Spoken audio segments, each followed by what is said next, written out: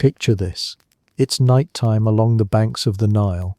The scorching sun has finally dipped below the horizon, leaving behind air that's cooler but not exactly cozy. Forget the soft hum of a fan or the buzz of an air conditioner. You've got mosquitoes the size of olives and a breeze that carries both the smell of the river and, if you're unlucky, your neighbor's livestock. Welcome to bedtime in ancient Egypt. The good news? You're in bed. The bad news? So are the curses. Hello, travelers. Histories do not always need to be boring. You can rest here and listen to hilarious histories to drift off to sleep. Before we continue, leave a comment to let me know when and where you are listening to this, and hit the subscribe button, but only if you enjoy what I do here. Let's begin. When night fell in ancient Egypt, entertainment options were limited. No scrolling endlessly to decide what to watch. Instead, your ceiling was the sky, glittering with stars so clear you'd swear someone polished them. Egyptians didn't just admire the night sky for beauty, it was part of their worldview.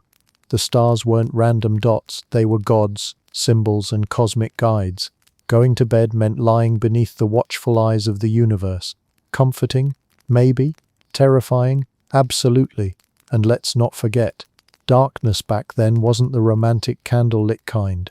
Darkness was dark, as in, trip over your own sandals. Dark. The kind of dark where, if you heard something scratching at the wall, you prayed it was just a lizard and not a spirit with unfinished business. An Egyptian bedroom wasn't much like the ones we imagine today. Think less cozy sanctuary, more functional crash pad. Beds were often wooden frames with woven reeds stretched across, topped with mats. If you were wealthy, maybe you had cushions stuffed with feathers or papyrus. If not, congratulations, you are about to learn the true definition of firm mattress. Sheets? Forget about it. Egyptians slept beneath linen if they had some to spare, but most relied on simple mats. And for a pillow? Picture a curved wooden headrest, literally a small stand designed to cradle the neck. Ergonomic? Not exactly, but it kept your head elevated, your hairstyle intact, and perhaps most importantly, your face out of the dust and the ants. The Egyptian pillow wasn't about comfort, it was about survival. Think of it as the original "don't let the bedbugs bite" strategy, except the bedbugs actually listened. Now imagine drifting off to sleep. Outside, the croak of frogs, the distant roar of hippos, and the occasional shriek of jackals created the soundtrack of the night. Add in the bleating of goats, clucking chickens, and maybe a donkey who didn't understand the concept of bedtime. Silence was a luxury reserved for no one. And smells? Oh, the smells. With people, animals, and food storage crammed into close quarters, your bedroom might carry the aroma of dried fish, smoke from oil lamps, and let's be honest, sweat. Lots of sweat. You didn't so much fall asleep as surrender to unconsciousness while your senses begged for mercy. You wanted lavender-scented sheets. Too bad you got eau de gort. But beyond the sensory overload, there was something else lurking: fear. Egyptians believed the night wasn't just a time for rest. It was a dangerous liminal space. Daytime belonged to order, light, and the gods who maintained balance. Nighttime, that was chaos, uncertainty, and things that went bump in the metaphysical dark. Falling asleep wasn't just about closing your eyes. It was about entrusting your vulnerable body and wandering soul to powers you couldn't control. In dreams, your spirit could leave your body, exposing you to demons, curses, or ill-willed spirits. Night was basically an ancient horror movie, and you didn't get to turn it off. You thought your nightmare about forgetting pants in public was bad. Try being chased through the underworld by a crocodile-headed demon. So, how did Egyptians prepare for this nightly plunge into uncertainty? They took precautions. The wealthy might light incense, place protective charms near the bed, or say prayers to household gods. Lamps fueled by oil flickered in the corners, warding off both literal and figurative darkness. Ordinary families relied on smaller, humbler rituals, perhaps whispering to a household deity, or simply clutching a charm while trying not to think about what was hiding in the shadows. And of course, sleeping arrangements reflected social status. A wealthy noble's bedroom might feature carved furniture, painted walls, and fine linens. a farmer's hut, a mat on the floor, hopefully far enough from the goat to avoid being nudged awake at 3 a.m. So there you are, lying on your reed bed, head perched on a wooden stand, air heavy with river scents and goat musk. Outside, the sounds of frogs and jackals echo through the night. Above you, the stars wheel across the sky, each one a reminder of the gods who may or may not be on your side tonight. Sleep comes slowly, not just because of the heat or the mosquitoes, but because you know when you close your eyes, you're stepping into another world, a world where amulets, prayers, and gods will hopefully protect you. To the ancient Egyptians, sleep wasn't just a time to rest your aching back after hauling stones, tilling fields, or scribbling on papyrus all day. No, sleep was an adventure, a dangerous, mysterious, and occasionally enlightening voyage. If you think of your own dreams as a weird mix of flying, teeth falling out, and being late to math class, the Egyptians took things much more seriously. For them, drifting off at night meant stepping into a different world, where your very soul could clock out of your body and wander around. Think of it as a nightly business trip with no frequent flyer miles. Egyptian belief was shaped by their obsession with duality. Life and death, order and chaos, light and dark. Sleep was no exception. On the one hand, it was restorative, a chance for the body to regain strength. On the other hand, it was perilously close to death. When you lay down and shut your eyes, your body looked suspiciously like a corpse. You stopped moving, your breath slowed, and you were vulnerable to attack. The Egyptians noticed this, and concluded that sleep was a temporary rehearsal for death itself. Each night was a tiny death, and each morning a resurrection. No pressure. You just had to successfully survive your own mini-funeral every single day. In other words, every nap was basically a dress rehearsal for your funeral. Sweet dreams. At the heart of Egyptian sleep philosophy was the concept of the ba, one of the components of the soul. Egyptians didn't see the soul as a single unified thing, but rather a collection of different parts, like a metaphysical IKEA set. The ka represented your vital spark, the ark was your divine spirit, and the ba, well, the ba was the traveler. When you slept, your ba could leave the body wandering in the dream world, visiting friends or checking in on the gods. This made sleep both exciting and terrifying. Exciting, because your soul could gather wisdom, knowledge, and maybe a little gossip. Terrifying, because if your bow didn't come back, you might not wake up. Imagine lying in bed knowing that your soul had a curfew, and you really hoped it didn't miss it. Basically, your soul was like a teenager sneaking out at night. You just prayed it made it back before sunrise. For Egyptians, dreams weren't random brain static. They were the evidence of the soul's travels. If you dreamed of talking animals, it wasn't weird. It was your ba hanging out with spiritual guides. If you dreamed of drowning, maybe your soul had just taken a detour into the Nile of the underworld. Each dream was a postcard sent back from the soul's nightly adventure, and interpreting these postcards became a cultural obsession. But the important part here is the journey itself. Sleep was seen as a liminal state, a threshold between the visible world and the invisible one. Going to bed meant straddling two dimensions. Close your eyes in Thebes, and your soul might wake up in the company of Osiris, which sounds impressive until you remember Osiris ruled the underworld. Because the soul left the body, the sleeper was vulnerable. The empty shell of flesh lying on the bed could be attacked by demons, plagued by illness, or cursed by enemies. Egyptians weren't just worried about burglars sneaking into their huts. They were worried about spiritual hijackers messing with their soul's travel plans. It's like leaving your phone unattended at a party. Sure, it'll probably be fine, but you don't really trust it. This vulnerability is why Egyptians placed such importance on protective rituals and charms. The sleeper was considered defenseless, like an unlocked door inviting unwanted guests. Sleep wasn't the luxury it is for us. It was a calculated risk. Egyptians also saw sleep in the broader context of Ma'at, the principle of order and balance that governed the universe. The sun's daily cycle mirrored the human experience, disappearing into darkness, then returning in glory. Each night when you slept, you were imitating the sun god Ra's own perilous journey through the underworld. If Ra could survive the nightly battle against chaos, maybe your back could survive the dream world too.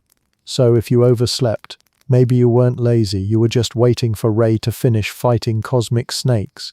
Unlike some later cultures that saw sleep as laziness, Egyptians accepted it as a vital, even sacred act. Farmers, scribes, priests, nobles, all needed sleep because it connected them to the divine order. And while they didn't have alarm clocks, they did rise early with the sun.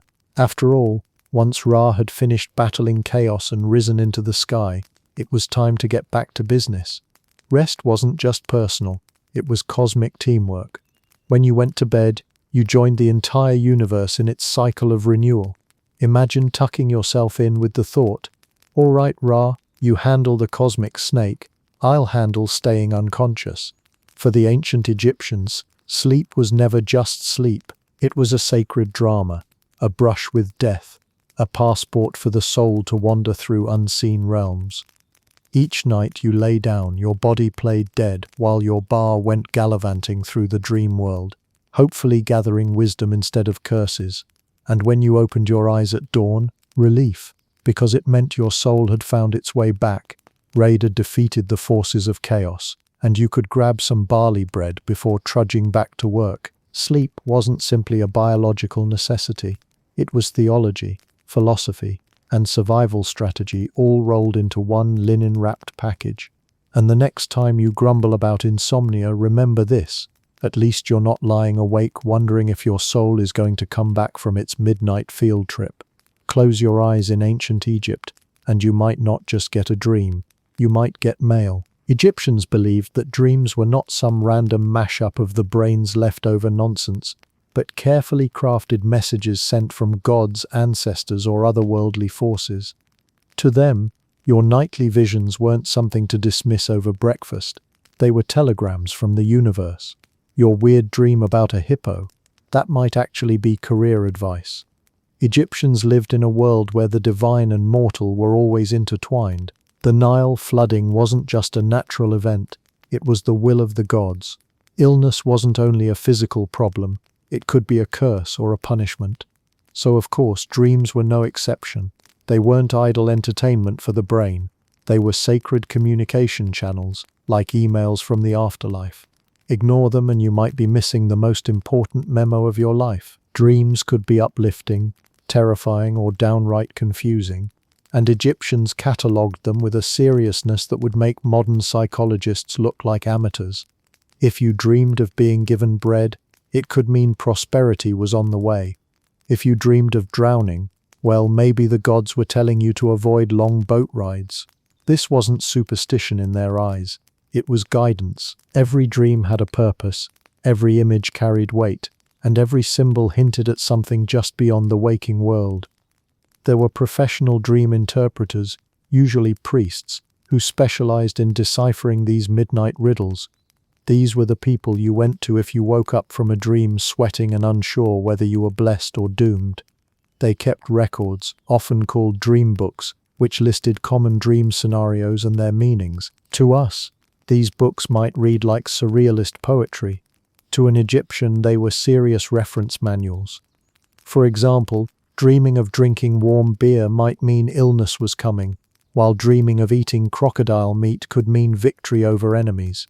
Modern self-help books tell you to listen to your dreams. Egyptians had already built a whole industry out of it. Humor was often baked into this seriousness. Imagine going to bed, dreaming about chasing a goose, and then having a priest explain that it meant financial success. In that sense, dreams could be oddly encouraging.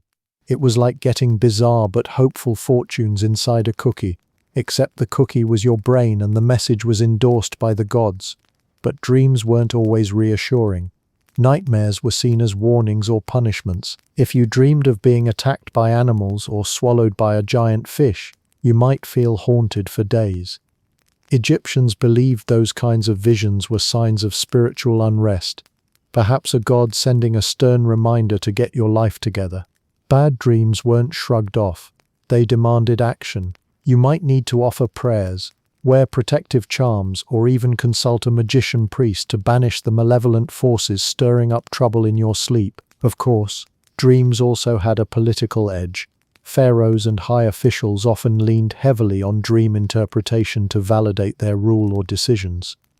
If a ruler claimed to have dreamed of being crowned by Horus, that wasn't just a personal experience, it was a divine stamp of approval. A dream could justify building a temple, going to war, or making a risky decree, and since no one could fact-check a dream, it was the perfect mix of divine mystery and political propaganda. "The gods told me in my sleep" was the ultimate conversation ender. Ordinary people weren't left out either. Farmers, laborers, and craftsmen all put faith in dreams. A dream might reassure a farmer that the crops would grow or warn him of a bad flood. For parents, a dream about their child might offer comfort or cause panic if it suggested danger. Dreams weren't confined to the elite. They were woven into everyone's life because everyone had a soul that wandered into the dream world at night. It's worth noting that Egyptians didn't see dreams as random or private experiences. They were communal knowledge tied to religion, society, and even health. Sharing a dream wasn't just storytelling, it was serious business. If your neighbor told you about a troubling vision, you'd probably suggest a priest rather than shrug it off. Compare that with today, where telling someone about your dream usually gets you a polite nod and maybe a joke about eating cheese before bed. There's something charming about how earnestly Egyptians approached the dream world. To them, every hippo, snake, or talking bird in your vision had significance. Dreams weren't just fleeting phantoms, they were maps pointing to the hidden truths of existence, and even if those truths came wrapped in bizarre, surreal imagery, they still mattered deeply. So next time you wake up after a bizarre dream, picture an Egyptian priest sitting by your bed, nodding seriously and writing it down like gospel. Maybe your dream about being chased by a giant sandwich isn't meaningless after all. Maybe it's the gods telling you to rethink your diet.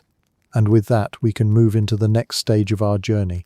Not just what dreams meant, but what Egyptians feared at night. Because if divine messages were one side of the dream coin, the other side was something darker, the spirits, demons, and dangers that prowled in the shadows while you slept. For the ancient Egyptians, the night was not just a time to rest, it was a time to be hunted. Sleep left your body helpless, your soul wandering, and your house vulnerable. And in that fragile state, they believed the world was crawling with things far worse than mosquitoes. Forget bedbugs, try fanged shadow demons instead. In Egyptian thought, night represented Isfet, chaos, disorder, the opposite of the cosmic harmony known as Ma'at. While daylight belonged to the gods of order and balance, night was the playground of hostile forces. These beings lurked in the corners of your house, in the reeds along the Nile, or in the formless dark itself. They didn't wait politely for you to fall asleep. They prowled the shadows, eager for the moment when your body sagged into stillness and your soul drifted out on its nightly journey. That's when the attack could begin. One of the chief anxieties was that malevolent spirits might strangle, suffocate, or simply drain the life from you while you slept. Breathing troubles in the night, what we might now call sleep apnea or night terrors, were interpreted as demons sitting on your chest or clutching at your throat. Imagine waking up, gasping for air, and being convinced you had just wrestled with a crocodile-headed fiend. Egyptians didn't see it as a medical condition, they saw it as an actual assault. It wasn't "I should see a doctor," it was "I should see a priest before this thing chews my face off again." These night terrors weren't vague, shapeless fears either. The Egyptians gave them names, faces, and forms. Ancient magical texts describe entities with sharp claws, fiery eyes, and grotesque animal features. Some were hybrids, part scorpion, part serpent, part human, that embodied chaos itself. Others were thought to be restless dead who slipped back into the living world after dark, looking for company or revenge. If your neighbor had recently died and you'd borrowed his donkey without asking, you might go to bed nervously wondering if his spirit planned to stop by. Children were thought to be especially vulnerable. Their small size and unformed spiritual defenses made them easy targets for prowling entities. Parents often took extra care to surround their sleeping children with protective measures, whispering incantations or leaving protective images by the bedside. Even adults, though, weren't safe. Farmers, soldiers, and even pharaohs feared that their souls might not return if the wrong demon caught them mid-dream. And then there were the more dramatic threats. Some demons weren't content with mere harassment. They were believed capable of snatching away a sleeper's soul entirely. This wasn't just bad news for your nightly rest. It meant death. Egyptians therefore saw bedtime as a ritual moment of vulnerability. Going to sleep was like stepping into a battlefield, except the weapons were invisible and the enemies had teeth that glowed in the dark. Who needs horror movies when you're already starring in one every time you close your eyes? Priests and magicians devised countless ways to fight these unseen predators. Incantations written on papyrus were recited before bed to drive them away. Amulets, which we'll explore later, were thought to burn like magical bug zappers against approaching spirits. Some texts even preserve elaborate demon repellents, magical formulas intended to name, shame, and banish evil forces. The logic was simple. If you knew a demon's name, you could control it. It's a bit like trying to scare off a burglar by yelling, "I know your middle name, Kevin." Except in this case, Kevin happened to have 6 legs and a fondness for stealing souls. What's fascinating is how specific these fears were. In certain spells, demons are described as having the power to drink blood, strike down with fever, or gnaw bones. These weren't just vague shadows, they were spiritual explanations for real-world suffering. If someone fell ill after a restless night, Egyptians could point to a nocturnal attack. Your fever wasn't germs, it was a clawed intruder who had slipped into your bedroll. So when someone told you they felt a little off the next day, what they really meant was they got mugged by a ghost with hygiene issues. Of course, some scholars suggest that what Egyptians thought were demons were simply their way of making sense of natural phenomena. Nightmares, sleep paralysis, sudden illness, or the random noises of the desert night.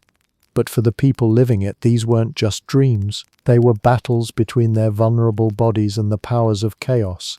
The Egyptians, ever resourceful, also weaponized their gods in this struggle. Prayers to protective deities like Bees or Taret were common bedtime rituals.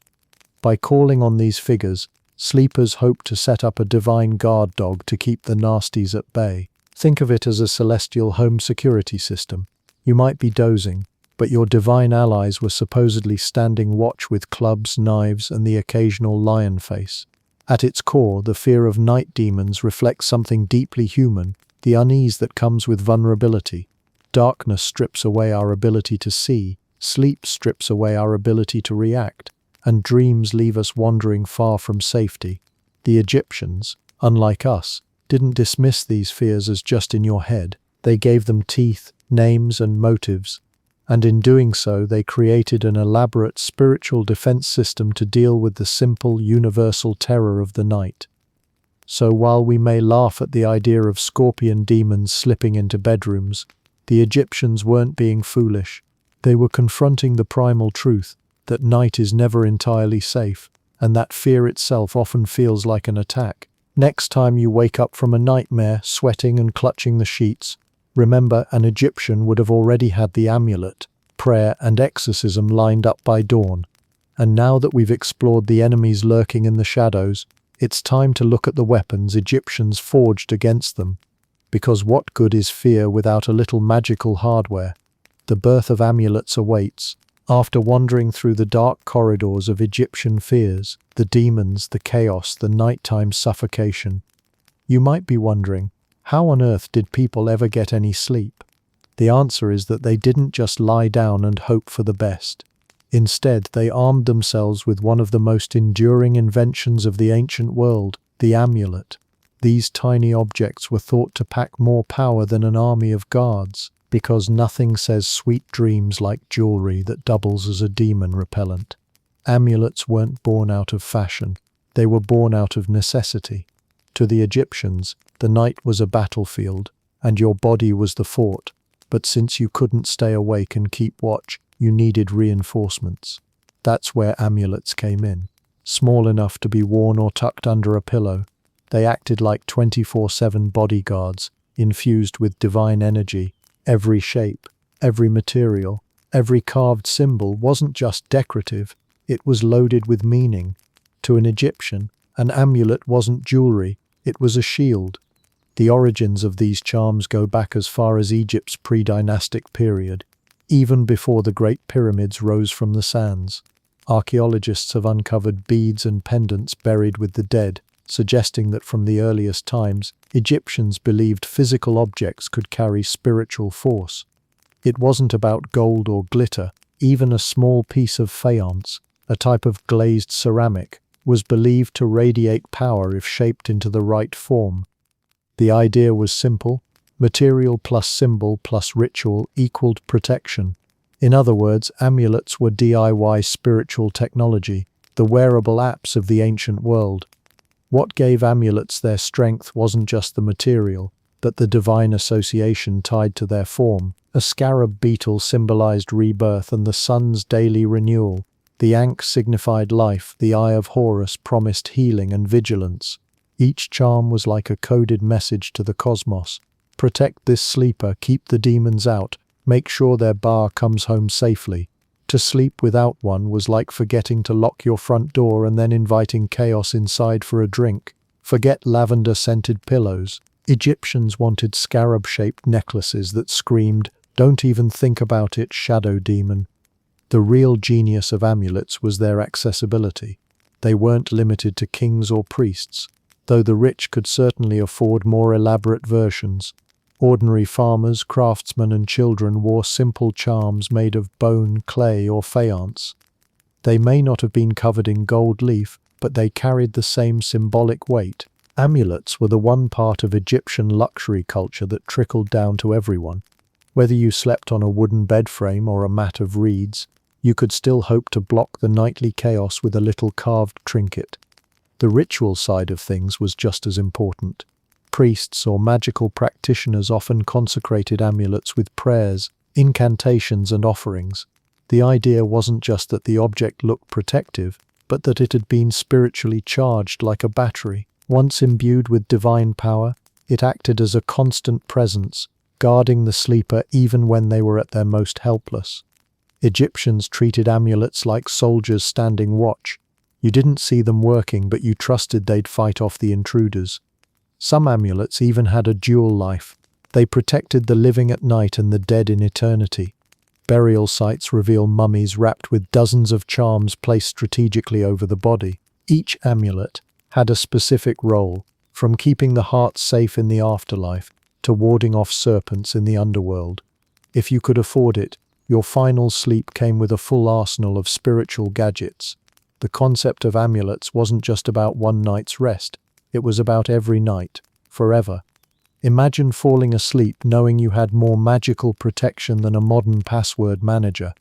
At least nobody was stealing your soul identity. The creation of amulets also gave rise to a whole industry of craftsmanship.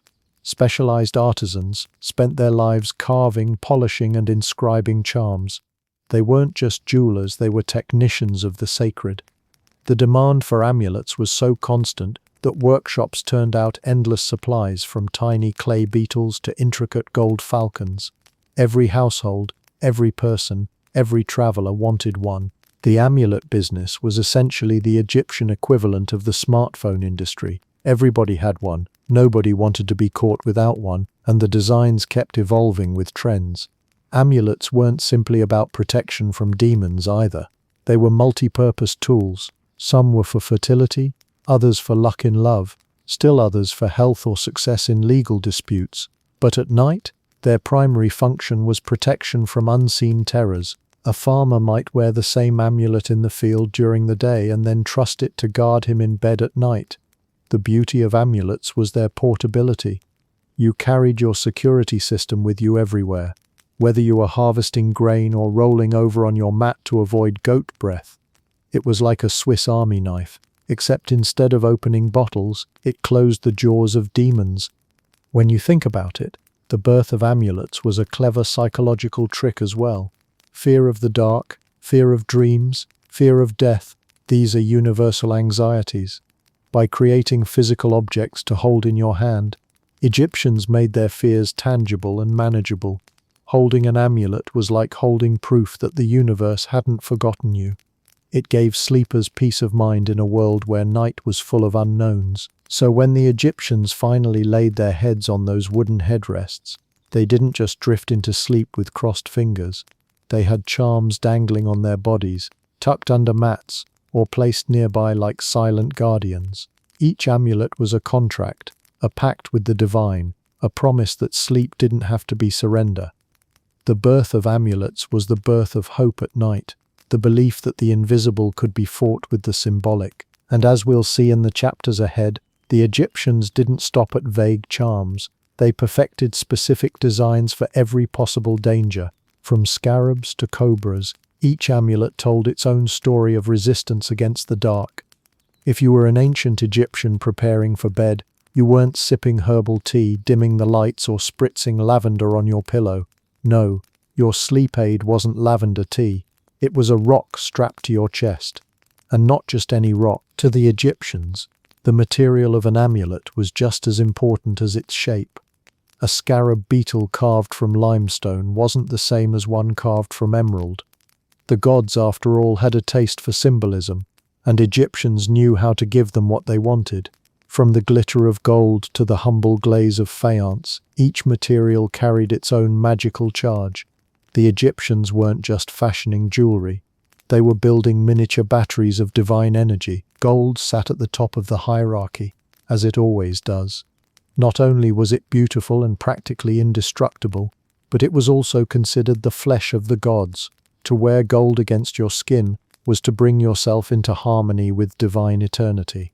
At night, a gold amulet was thought to shine even in the unseen world, a permanent beacon announcing, "Hands off demons, this sleeper has VIP protection." Pharaohs and high-ranking priests loved gold for precisely this reason. It wasn't just ostentation, it was armor made of divinity itself. For those of humbler means, faience was the go-to material. This bright, glazed ceramic might not seem impressive to us, but to Egyptians it shimmered like fresh water under the sun. Water meant fertility, rebirth, and endless renewal, the very stuff of life. A faience amulet was like bottling the Nile and wearing it on your body. It gleamed, it symbolized life, and it was affordable. If gold was your Rolls-Royce charm, faience was the trusty family donkey, less glamorous, but it still got the job done. Semi-precious stones, meanwhile, offered a dazzling palette of symbolic meaning. Carnelian, with its fiery orange-red hue, represented the sun and vitality. Slip that under your headrest, and you are asking the dawn itself to guard your sleep. Turquoise was linked to joy and divine protection, as well as the goddess Hathor, who was associated with love and beauty. Lapis lazuli, deep blue with flecks of gold, was practically a VIP pass to the heavens, believed to connect mortals with cosmic wisdom. Sleeping with lapis was like keeping a direct line to the gods on your nightstand. Forget melatonin supplements. Egyptians were basically eating the mineral aisle, except they wore it instead.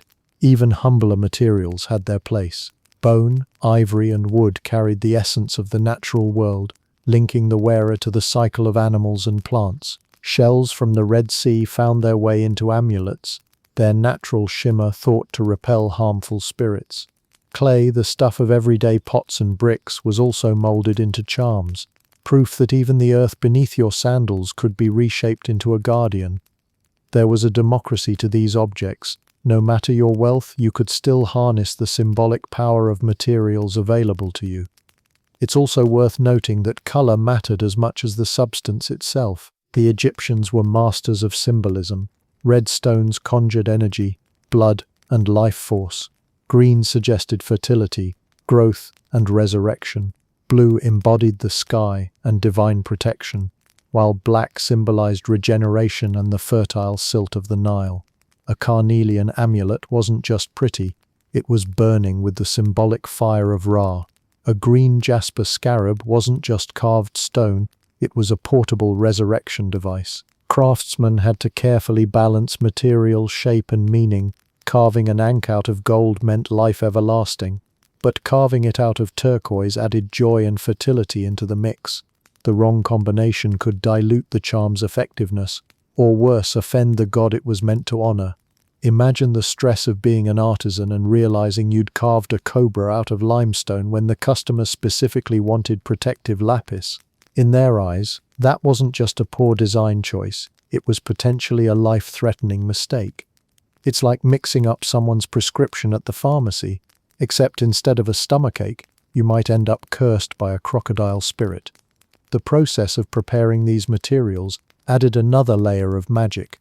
Stones were quarried with ritual care, faience was crafted with attention to its glistening glaze, metals were hammered and polished with prayers whispered during the work. Materials weren't inert, they were alive with possibility. The transformation from raw earth into sacred object was itself a magical act. By turning stone into symbol, Egyptians believed they were reshaping the forces of the universe into manageable, portable form. Of course, not all materials were easy to obtain. Lapis lazuli had to be imported all the way from Afghanistan. Its rarity only heightened its prestige if you were lucky enough to own one. You knew your protective charm had traveled across mountains and deserts before landing on your neck. That's not just an accessory, that's a cosmic statement. Meanwhile, gold mines in Nubia fed the insatiable Egyptian appetite for the divine metal, fueling both temples and tombs. The reach of Egypt's material obsession stretched far beyond its borders, woven into trade routes that carried not only goods but also belief systems. At its core, the use of materials reflected the Egyptian worldview. The cosmos was infused with meaning, and every color, every mineral, every shimmer carried spiritual weight. To wear these substances wasn't just to adorn yourself, it was to align yourself with the fabric of the universe. Going to bed with a turquoise amulet wasn't a fashion choice, it was an existential insurance policy. So when Egyptians drifted into sleep, they weren't just wearing jewelry, they were wrapped in the symbolic language of the cosmos itself. Each stone pulsed with meaning, each glaze shimmered with divine power. Their beds might have been simple mats, their headrests unforgiving wood, but their jewelry was anything but ordinary. It was armor, insurance and prayer rolled into one glittering package. And as we move forward, we'll see how specific designs transformed these materials into iconic forms of protection. After all, what's a chunk of turquoise without a god's eye etched into it? Next, it's time to meet one of the most popular protectors of all, the humble but mighty scarab. When it comes to Egyptian amulets, none is more famous or more unexpectedly heroic than the scarab beetle. To modern eyes, the scarab is just a bug. To the ancient Egyptians, however, it was a cosmic superhero in insect form. Tiny, humble, and forever rolling balls of dung across the desert, the scarab somehow became one of the most powerful symbols of rebirth, transformation, and protection. Basically, an insect that worked harder at protecting you than modern bug spray. The magic of the scarab wasn't invented out of thin air, it came straight from Egyptian observation of nature. Scarab beetles, also known as dung beetles, were everywhere in the desert. Egyptians noticed how these beetles pushed their perfectly round balls across the sand, burying them and then miraculously producing new beetles from the earth. To them, this wasn't biology, this was divine mystery. A creature that could seemingly generate life out of nothing must be linked to creation itself. This association quickly connected scarabs to the sun god Ra, just as the beetle pushed its dung ball across the ground. Ra was imagined as a giant cosmic beetle pushing the blazing sun across the sky each day. Every dawn, when the sun rose from the horizon, it wasn't just physics at work. It was the eternal scarab rolling light back into the world. The simple beetle thus became a symbol of daily rebirth, an emblem of resilience against the darkness of night. When you wore a scarab amulet, you weren't just warding off nightmares, you were aligning yourself with the cycle of renewal that kept the universe in balance. Think of it as nature's recycling mascot, doubling as a divine bodyguard. Scarab amulets were produced in staggering numbers. Archaeologists have uncovered thousands of them across Egypt, ranging from crude little beetles carved from clay to elaborate pieces made of gold and inlaid with lapis lazuli. They were small, portable, and versatile. You could wear them on a necklace, carry them in a pouch, or slip one under your bedding for nightly protection.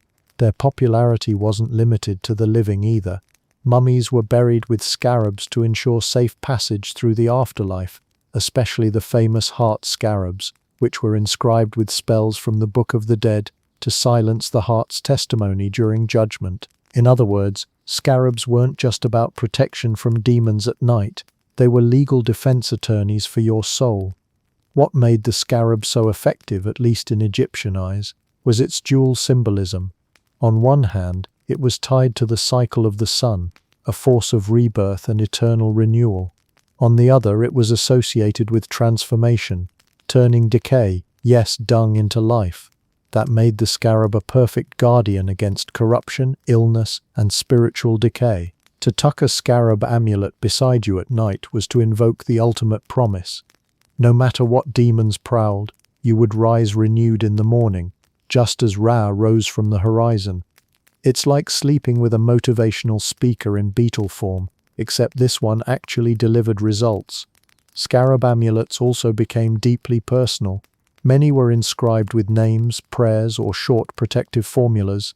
Some bore hieroglyphic designs linking them to specific gods or concepts. A scarab with your name etched on its underside wasn't just a pretty accessory, it was a customized shield tailored to your soul. Imagine sleeping at night with a beetle engraved with the equivalent of property of Osiris, do not touch. Even chaos had to respect that. What's remarkable is how widely the scarab spread beyond Egypt. Neighboring cultures from Nubia to the Levant adopted scarab amulets as trade and diplomacy carried them abroad. They became fashionable gifts, diplomatic tokens, and even political propaganda. Pharaohs had scarabs carved with announcements of their victories or achievements, distributing them like press releases. So while scarabs were guardians in the bedroom, they also doubled as ancient business cards. Today we hand out fridge magnets and tote bags. Back then it was scarabs with marketing copy. The everyday Egyptian, however, wasn't thinking about propaganda when clutching a scarab at night. They were thinking about survival. The fear of not waking up was very real, and the scarab provided a psychological and spiritual buffer. When you held one in your hand, you were holding proof that the universe had a cycle, that chaos would not win, that tomorrow would come. For someone lying on a reed mat in the pitch-black desert night, that little carved beetle was a beacon of cosmic reassurance, and the symbolism didn't stop at the edge of sleep. Scarabs also featured in amulets for travelers, soldiers, and pregnant women. Any situation where renewal and protection were needed. They weren't just night guards, they were life guards. Their universality explains why they became the most mass-produced amulet in all of Egypt. It's easy for us to laugh at the idea of relying on a beetle-shaped trinket for protection, but step back and consider it. A culture saw in a humble insect the profound cycle of life and rebirth, and turned that observation into one of the most enduring symbols in human history. When the Egyptians chose the scarab, they weren't being silly, they were drawing wisdom from nature and finding comfort in its rhythms. So the next time you squish a bug without thinking, remember, for the ancient Egyptians, that same bug was a divine emblem, a cosmic guardian, and a night watchman rolled into one. And unlike modern bug spray, a scarab didn't just repel pests, it promised you'd see the sunrise. Now that the scarab has rolled its way into our story, it's time to meet another iconic symbol of Egyptian protection. If beetles weren't your style, maybe a divine eye watching you while you sleep would do the trick. Enter the Eye of Horus. If the scarab beetle was your hard-working night shift guardian, then the Eye of Horus was the eternal watchman that never blinked. This symbol, instantly recognizable with its sweeping lines and tear-like markings, wasn't just decoration, it was a cosmic surveillance system, a divine safeguard against evil, illness, and anything that went bump in the night. It's the ancient Egyptian version of a security camera, always watching. The Eye of Horus, also known as the Wedjat Eye, traces its origin back to one of Egypt's most dramatic myths, the conflict between Horus, the falcon-headed god of kingship, and his uncle Seth, the god of chaos. During their epic feud over the throne of Egypt, Horus lost his eye in battle. Depending on which version you read, Seth either tore it out, smashed it, or swallowed it whole. Uncles, am I right? But the story doesn't end with Horus stumbling around half-blind. The god Thoth, master of wisdom and healing, restored the eye, making it whole again. This act transformed the eye into a symbol of recovery, protection, and completeness. That restoration made the Eye of Horus more than just a piece of body art. It became a cosmic template for healing and balance. Wearing the symbol wasn't about looking stylish. It was about embodying the victory of order over chaos, healing over injury, and sight over blindness. In a world where demons lurked at night and illness could strike without warning, having that eye close by was like keeping a divine medic and guard rolled into one. Forget a nightlight. Egyptians had a supernatural eyeball on duty, glaring at anything that dared approach. The design of the eye itself carried layers of meaning. Each curve and mark corresponded not only to features of a human eye, but also to fractions used in Egyptian mathematics. The Eye of Horus, divided into 6 parts, symbolized senses: sight, hearing, smell, taste, touch, and thought. To wear it was to invite the fullness of perception and awareness. Even while asleep, when your human senses were switched off, the amulet promised that divine senses were still on high alert. No demon could sneak past a god's all-seeing eye. The Eye of Horus also had medical associations. Physicians used it as a symbol of healing, tying back to the myth of its restoration by Thoth. Recipes for remedies and incantations sometimes carried the symbol, reinforcing the idea that sickness was not just a physical affliction, but also a spiritual imbalance. If you were bedridden with fever, you didn't just want herbs, you wanted the watchful presence of Horus's restored eye hovering over you like a cosmic doctor's seal of approval. This dual role, protection against spiritual threats and healing against bodily ones, made the Eye of Horus indispensable for nightly rest. Egyptians didn't separate the physical from the spiritual, the way we often do. Illness could be the result of an angry spirit, a demon's bite, or a curse woven into your dreams. The Eye of Horus wasn't picky. It guarded against all of them. If you clutched an amulet of the eye while you drifted off, you were trusting that it would catch everything from ghostly claws to a pesky cough. It was basically an ancient do not disturb sign, only with magical lasers. The symbol wasn't confined to amulets worn on the body. Eyes of Horus were painted on coffins, carved into tomb walls, and even placed on boats. For the living, they were guardians of health and safety. For the dead, they ensured protection during the eternal sleep of the afterlife. Even the mummification process sometimes included amulets shaped like the eye, placed strategically on the body to guard vital organs. Egyptians truly believed that whether you were tucked into bed or sealed in a sarcophagus, the Eye of Horus would keep a tireless watch. Its ubiquity also meant that artisans produced it in every conceivable material: gold for the elite, faience for the commoner, lapis lazuli for those who could afford imports. The protective meaning remained the same regardless of the medium. What mattered was the symbol itself, the recognition of the myth and the cosmic promise behind it. Whether you were a farmer lying under a reed mat or a pharaoh reclining in luxury, the Eye of Horus was the great equalizer, protection available to anyone who wore it. Interestingly, the Eye of Horus also played a role in Egyptian trade and commerce. Scarabs were often inscribed with it, and jewelry featuring the eye was traded far beyond Egypt's borders. Merchants and sailors, constantly exposed to danger and uncertainty, particularly loved it. A sailor on the Red Sea might carve an Eye of Horus into his boat, believing it would protect against storms, reefs, and sea demons. At night, when the boat creaked in the dark, he could rest easier knowing a cosmic eye was wide awake. Nothing like sleeping on deck while your eyeball-shaped insurance policy stares down the waves. The power of the Eye of Horus lay in its simplicity. A single symbol carried myth, math, medicine, and metaphysics all at once. It was at once personal and universal, your private night guardian and the cosmos's stamp of approval. Egyptians didn't ask whether it worked in a scientific sense. They trusted that it embodied balance, order, and healing. And for a culture obsessed with fighting chaos, that trust was worth more than proof. So, as Egyptians drifted off with an Eye of Horus around their necks or tucked under their pillows, they weren't just accessorizing. They were making a statement.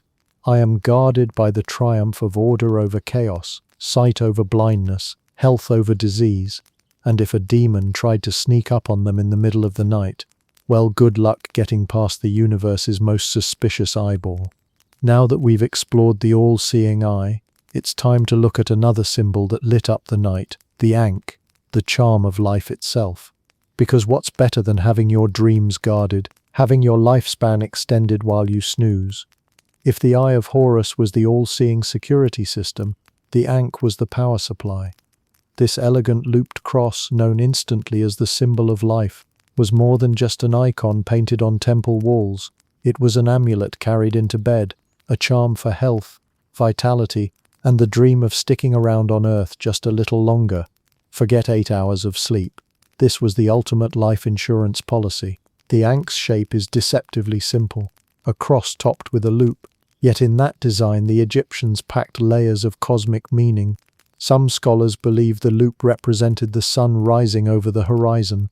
Others think it symbolized the womb, while still others argue it reflected the union of male and female principles. Whatever its precise origin, everyone agreed on the outcome. The Ankh meant life, not just breathing and walking around, but the full, rich continuation of existence, health, longevity, and even eternal survival in the afterlife. Worn as an amulet, the Ankh promised protection not only from sudden death in the night but also from creeping illness and decline. When you tucked one beneath your headrest or wore it around your neck, you were declaring to the gods, I plan to wake up tomorrow, and the day after that, and keep this whole living thing going. It was both a plea and a proclamation, a way of telling the universe you weren't ready to be harvested by Anubis just yet. Who needs a will when you've got a necklace that screams, not today, Grim Reaper? The Ankh was so iconic that it showed up everywhere, on amulets, jewelry, pottery, and even in the hands of gods in Egyptian art. Deities were often depicted holding the Ankh to the lips of pharaohs, symbolically giving them the breath of life. This imagery reinforced the idea that the Ankh wasn't passive jewelry, but an active conduit of divine energy. Carrying one to bed wasn't just symbolic. It was a way of inviting gods themselves to refresh your life force while you slept. And because Egyptians believed the boundary between waking and sleeping worlds was thin, the Ankh helped guard against the possibility that your nightly mini-death might become permanent.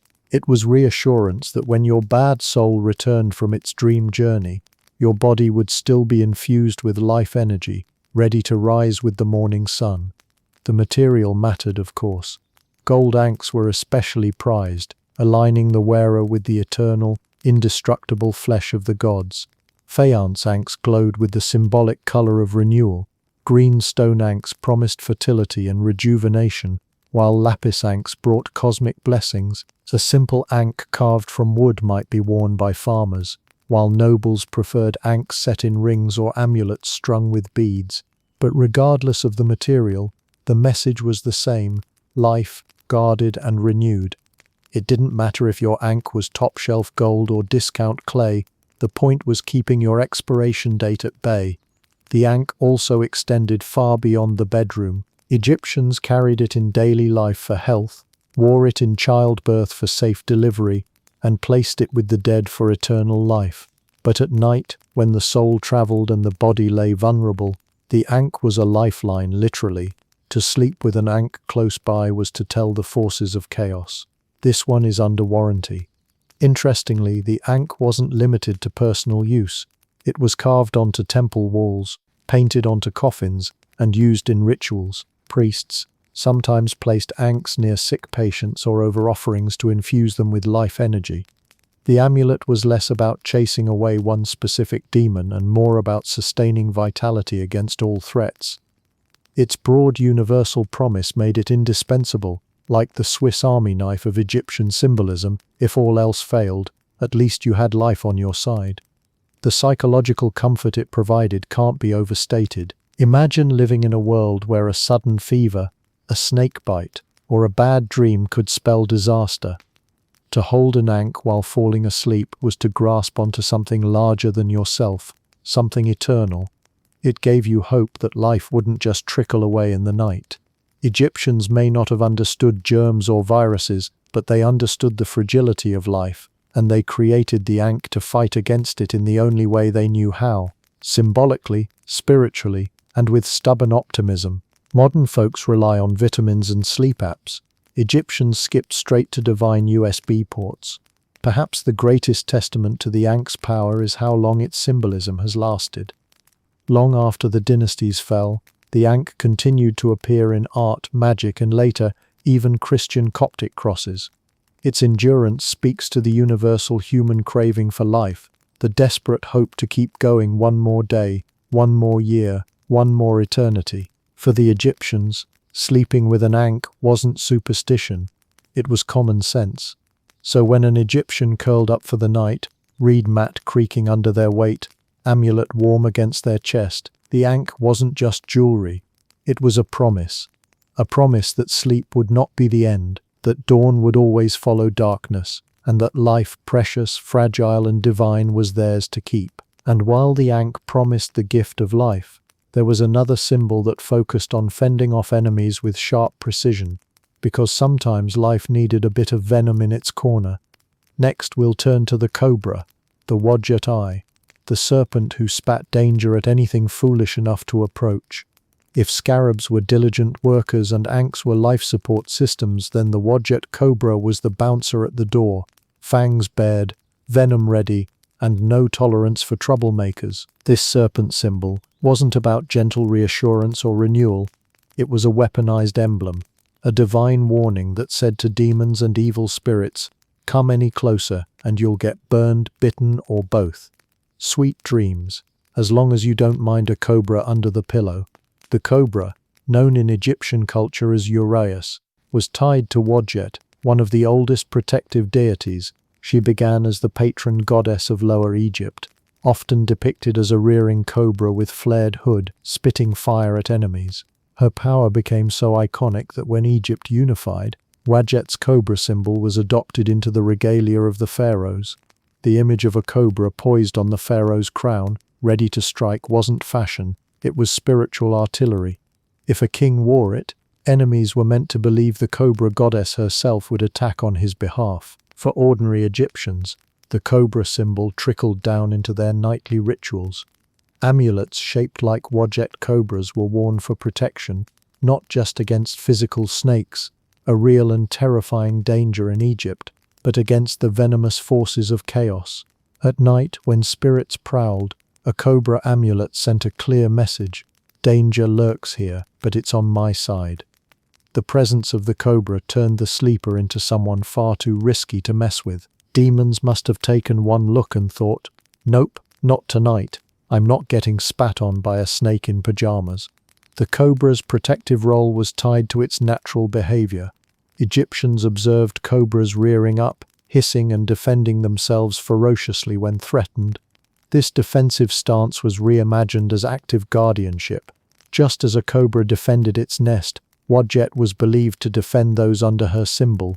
To keep one by the bedside was to let a divine reptile coil around your sleep and dare the forces of chaos to test its patience. Interestingly, the cobra was often associated with fire as well as venom. In myth, Wadjet could spit flames to incinerate her enemies. That dual arsenal made her the equivalent of carrying both a flamethrower and a poison dart gun into the dream world. It's no wonder Egyptians clung to her symbol in the dark. When unseen forces crept too close, the Wadjet cobra was imagined blasting them into ash before they even touched the sleeper's soul. But the cobra wasn't only about destruction. Wadjet was also a nurturing goddess, connected to childbirth and protection of the young. In that sense, her venom was protective energy directed at threats, not at those under her care. Parents sometimes placed cobra amulets near children's sleeping areas to safeguard them, trusting the goddess to hiss away anything that might harm the vulnerable. A cobra watching over your cradle might sound terrifying to us, but for Egyptians it was the ultimate babysitter. Terrifying to intruders, gentle to the child. The cobra's image wasn't limited to amulets. It appeared on temple walls, sarcophagi, ritual objects. Mummies were sometimes buried with cobra charms, ensuring the goddess would guard their eternal slumber.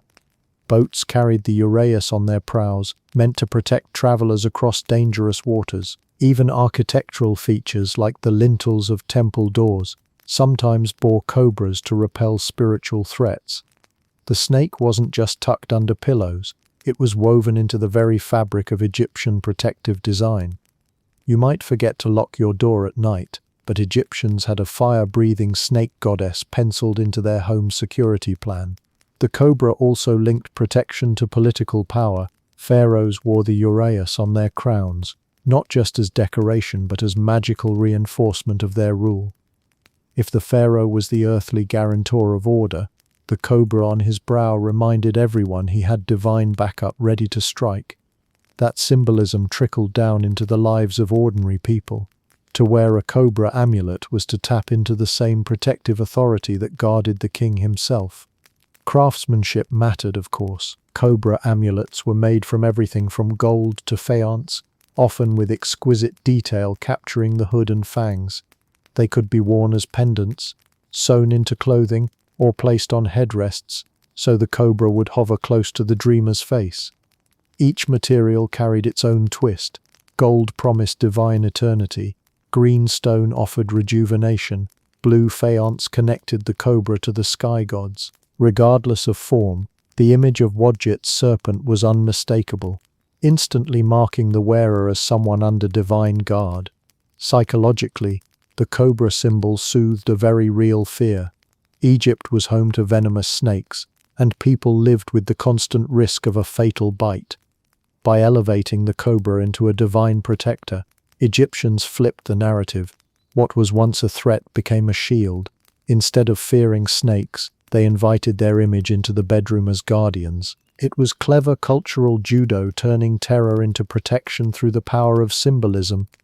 In the end, sleeping with a cobra amulet wasn't just about avoiding nightmares. It was about embodying resilience, declaring that the forces of chaos, death and illness had no chance against the fire-spitting, hood-flaring might of Wadjet. To rest under her watchful eyes was to drift into the vulnerable state of sleep, with the confidence that even in the dark you weren't defenseless. So while scarabs rolled renewal and ankhs promised longevity, the cobra brought raw power to the dream world. Together they created a layered defense system, rebirth, life, and strike force. And as the Egyptians piled one amulet on top of another, they also turned to deities who weren't just symbols but full personalities. Next in line, a protector who was small, ugly and beloved, the dwarf god Bez, who guarded sleep with a growl and a grin. If the cobra was all about sleek intimidation and divine firepower, then Bez was the opposite. Short, stout, bug-eyed, with his tongue sticking out and a beard that looked like it had seen better days. Bez was not going to win any modeling contracts, and that was exactly the point. He looked like a grumpy teddy bear, but hey, he kept nightmares away. Bez was unlike most Egyptian gods. Instead of standing tall in temples or gazing regally over the Nile, he was a household deity, scrappy, approachable, and right there in the mess of everyday life. He wasn't about cosmic order or royal power, he was about protecting families where they actually lived. From childbirth to bedroom safety, Bes was your go-to deity for fending off evil spirits, especially when night fell and the dangers of sleep loomed. Egyptians didn't just revere Bes, they loved him. His appearance tells you a lot about his role. Most Egyptian gods are drawn in profile, elegant and composed.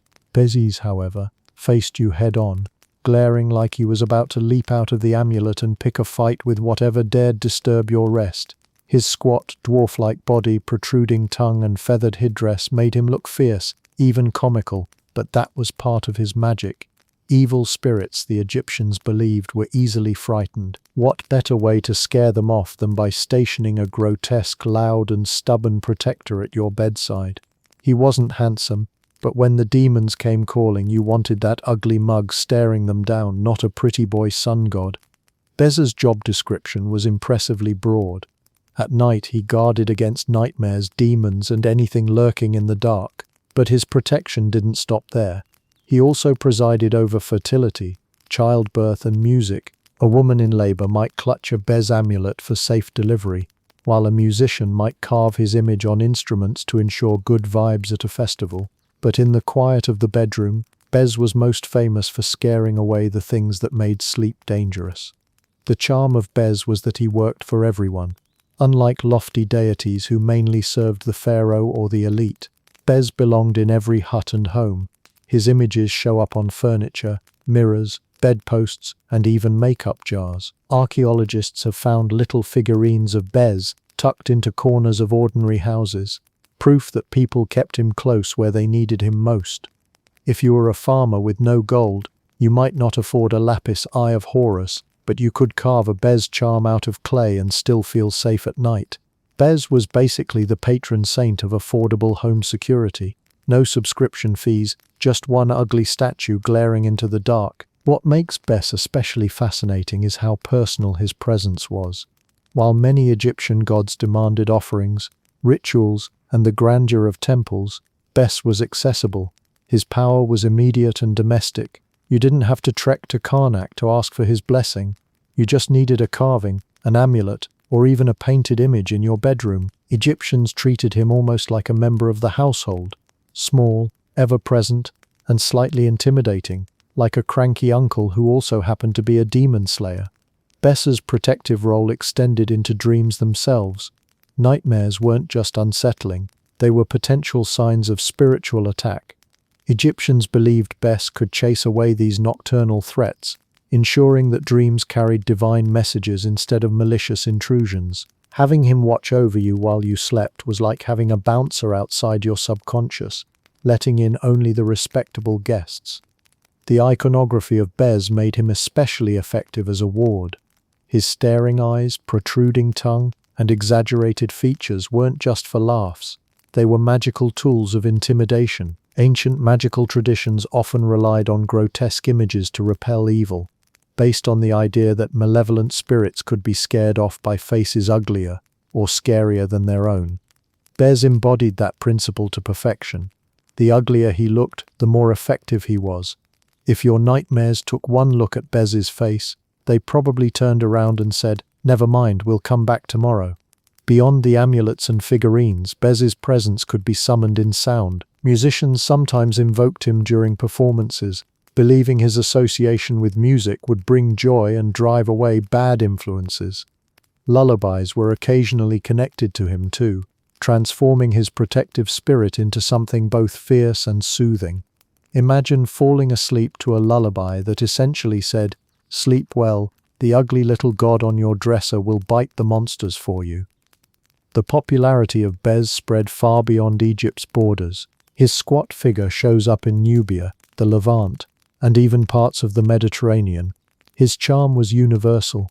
No complicated theology, no state-sponsored temples, just a household deity who promised to keep danger at bay. For centuries, families from all walks of life turned to Bez when they wanted a good night's rest, proof that even the humblest god could wield enormous influence. Ultimately, Bez represented the deeply human desire for comfort in the most vulnerable spaces of life. Birth, sleep, love, these were the moments when people were most exposed, and Bez stood guard. Egyptians may have joked about his ugly appearance, but they trusted him wholeheartedly.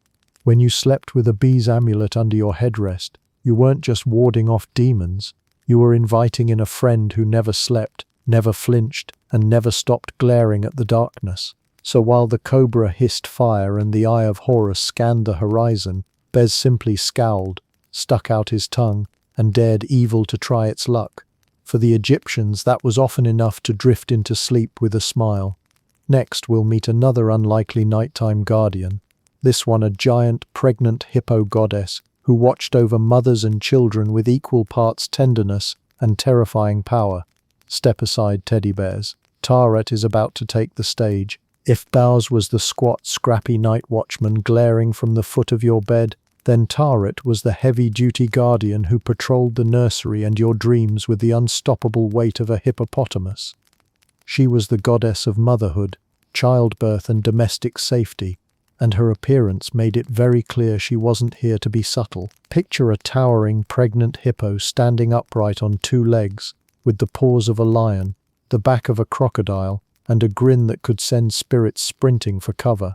Imagine a giant pregnant hippo watching over you, comforting and terrifying all at once. Taret's name means the Great One, and she earned it. Hippos in ancient Egypt were not cuddly Disney characters wallowing in waterholes. They were dangerous, territorial, and capable of smashing boats in half. People feared them as much as they respected them. Taret took that ferocity and flipped it into protection. Instead of threatening you, she threatened anything that dared threaten you. In essence, she was the mother bear deity, except her bear happened to weigh several tons and come with crocodile scales. Her protective power was most associated with childbirth, one of the most perilous experiences for Egyptian women. Mothers and infants were believed to be especially vulnerable to demonic attacks at night. Taret stood as the guardian who kept those dangers at bay. Amulets shaped like her rotund figure were worn by expectant mothers, carved onto beds, or placed beside infants' cradles. Her ungainly appearance wasn't meant to be pretty, it was meant to be effective. Demons, much like burglars, thought twice before picking a fight with a heavily armed hippo. It's hard to imagine a more effective deterrent than a half-crocodile hippo mid-glare. It's the ancient version of putting a "Beware of Dog" sign on your door, except the dog is a 1,000-pound river monster. At night, Taret's presence extended beyond pregnancy. Families trusted her image to guard against nightmares, illness, and household misfortune. Egyptians didn't separate domestic life from spiritual life. The home was a microcosm of the universe, and Taret was its divine bodyguard. Her statues often stood in bedrooms, painted on headrests, or carved into amulets worn during sleep. Unlike grand temple gods who required rituals and incense, Taret was immediate. She was there in the room, towering invisibly over the bed, ready to swat away malevolent spirits with a hippo paw. The genius of Taret lies in how she combined features of Egypt's most feared animals. Hippos, crocodiles, and lions all terrorized the Nile Valley, and yet Taret was built from all three. To Egyptians, this mashup wasn't monstrous but reassuring. She carried the strength of the fiercest creatures, turned inward toward protection.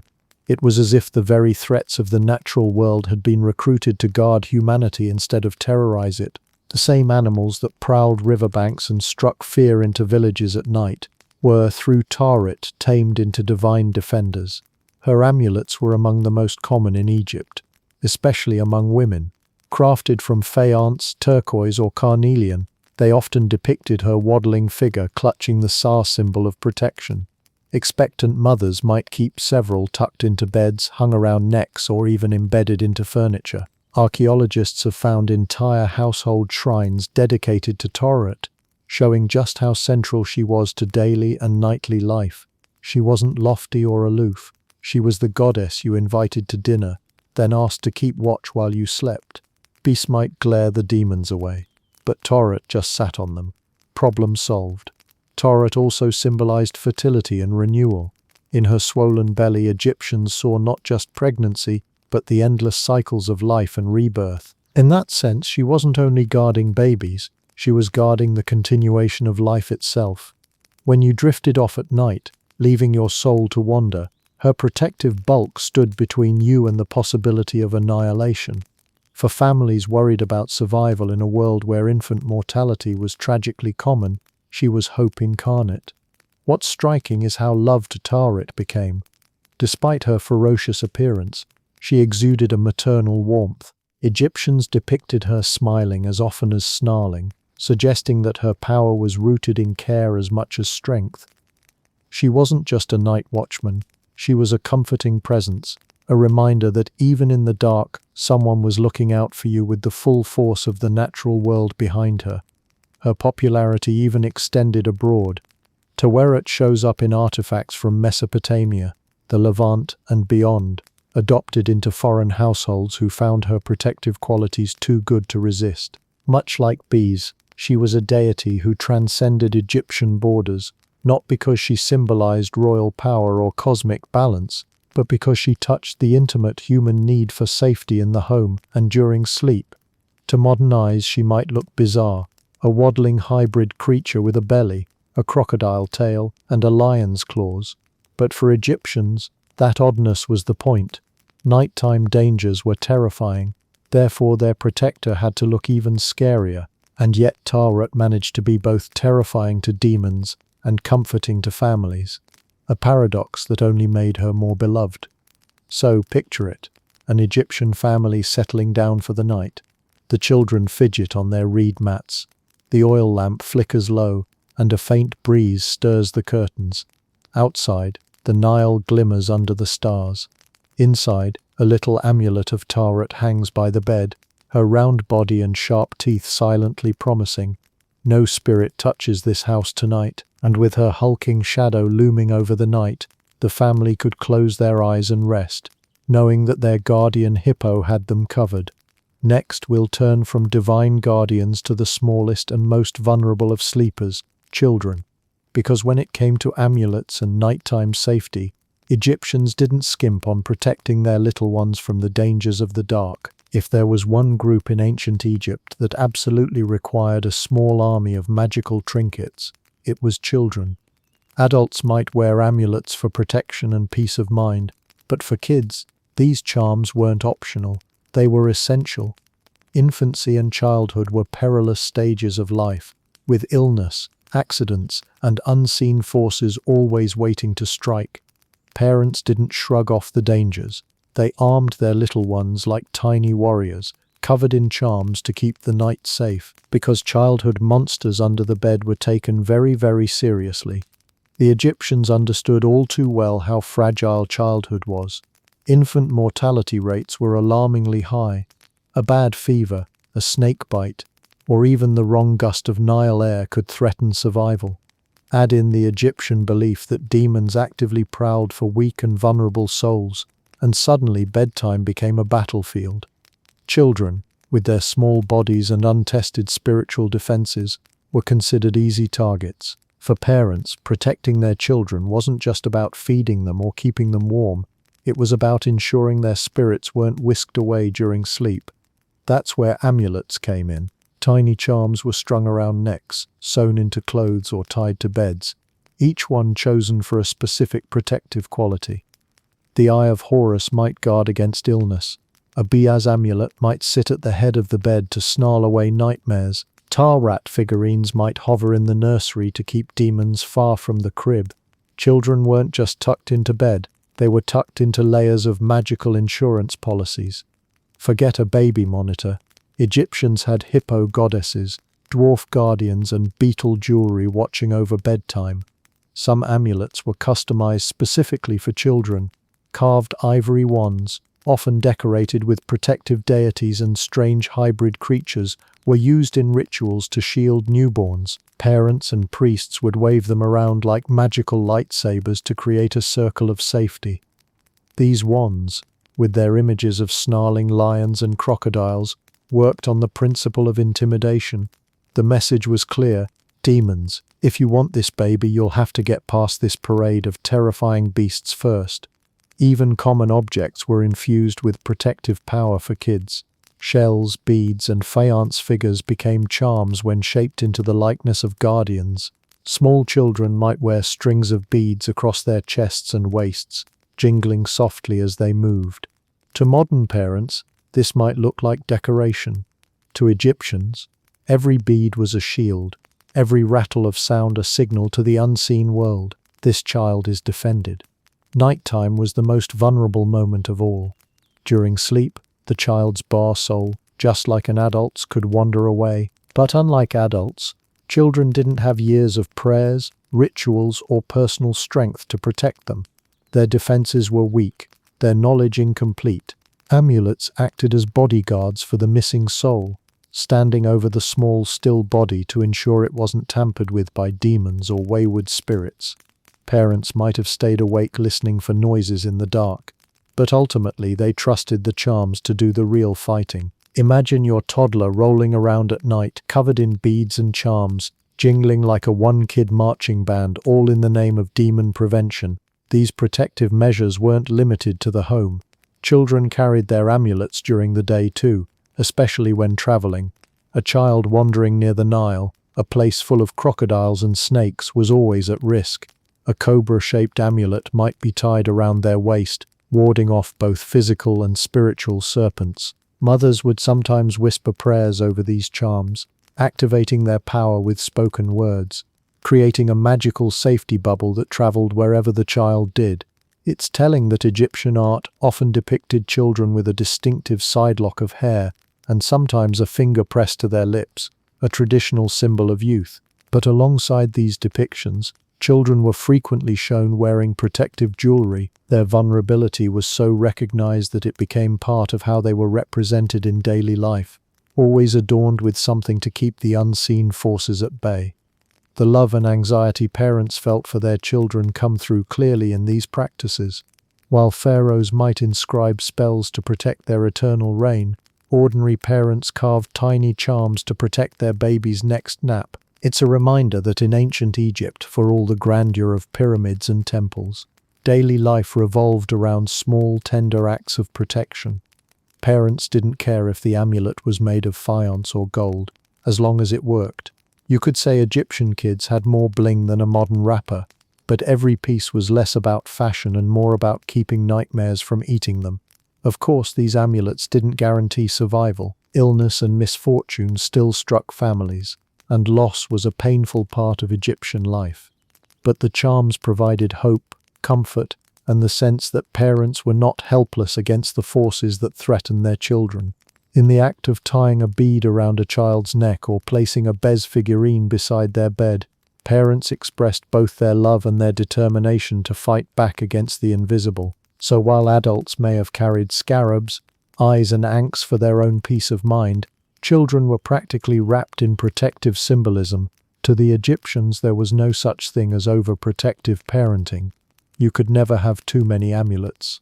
If a child went to bed with half a dozen charms, that just meant their parents were doing their job. As we move forward, though, it's not only the living who needed amulets for protection. The Egyptians also believed that death was just another kind of sleep, and for that eternal slumber, amulets became more important than ever. Next, we'll see how these charms followed people into their tombs, keeping watch not for one night, but forever. For the Egyptians, death was not an ending. It was the longest nap you were ever going to take. And if you've been following the story so far, you already know they didn't trust sleep without magical reinforcement. So, when it came to the great sleep of death, they didn't cut corners. Tombs weren't just filled with treasures and food offerings, they were packed with amulets, because even in the afterlife, you needed backup against bad dreams. The idea was simple. Death was another kind of journey, a sleep that lasted forever, and the risks were magnified. If a wandering soul could get lost or attacked during an ordinary night, what dangers might lurk in the vast landscapes of the underworld? The solution was to equip the dead with enough protective charms to survive an eternity of demon-filled naps. Every amulet had its place, every symbol a purpose, and every stone a role to play in defending the traveler. Heart scarabs were among the most important of these burial amulets. Carved from green stones like jasper and inscribed with spells from the Book of the Dead, they were placed over the heart of the mummy. Egyptians believed the heart would testify at judgment before Osiris, weighing in on whether the deceased had lived a righteous life. The scarab, however, could silence inconvenient truths, essentially gagging the heart so it wouldn't blurt out embarrassing confessions. Imagine standing in front of a cosmic judge and your own heart pipes up with, "Well, actually," the scarab made sure that didn't happen. Think of it as the ancient equivalent of muting your microphone before saying something stupid in a Zoom meeting. Other amulets served to guard specific body parts. The Eye of Horus might be placed over wounds or vulnerable areas to ensure they healed in the afterlife. The ankh symbol, carved from faience or gold, was often tucked among the wrappings to infuse eternal life into the body. Jed pillars, representing stability, were slipped near the spine to keep the back strong. Tiny cobras, miniature Bez figures, and protective hippos could be hidden among the linen layers, forming a veritable magical army woven into the mummy itself. Placement mattered. Priests didn't just throw amulets in at random. Ritual manuals dictated precise positions, one over the throat, one over the chest, another near the feet. Each one corresponded to a part of the body that needed defending or empowering. The burial process became less about preserving a corpse and more about outfitting a warrior for the most important battle of all, the eternal one. The result was less like a peaceful sleeper and more like someone buried in a jewelry store clearance sale. Amulets in tombs weren't only defensive. Some were designed to give active powers. Frogs symbolized fertility and transformation, ensuring rebirth in the afterlife. The Taite, sometimes called the Knot of Isis, promised protection from the goddess herself, almost like carrying a divine letter of recommendation. Miniature papyrus stems symbolized youth and vigor, guaranteeing that even in death you'd have the energy of springtime renewal. If demons were going to chase you in the underworld, at least you'd be fit enough to outrun them. The materials chosen for burial amulets carried even more weight than in daily life. Green stones promised regeneration, red stones symbolized the fiery blood of vitality, and gold promised incorruptibility.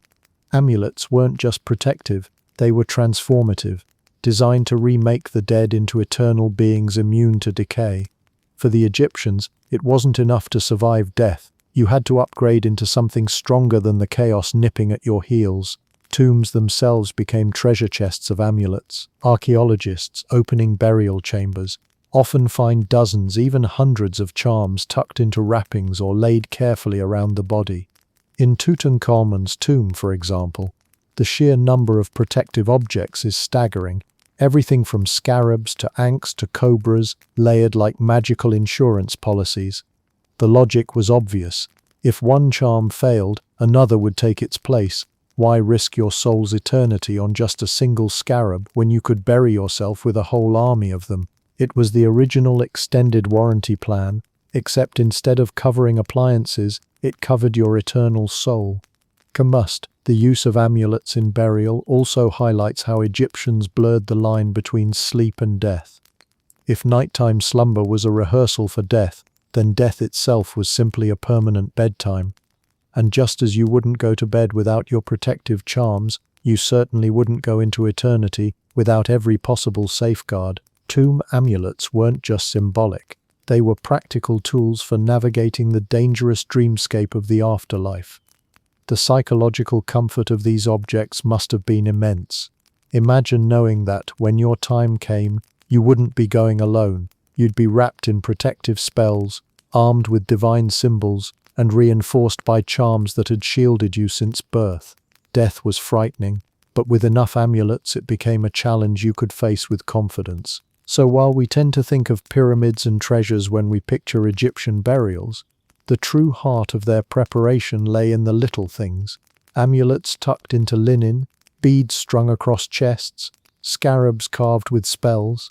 They believed these tiny objects had the power to shape destiny, turning the eternal sleep of death into a protected, guided passage.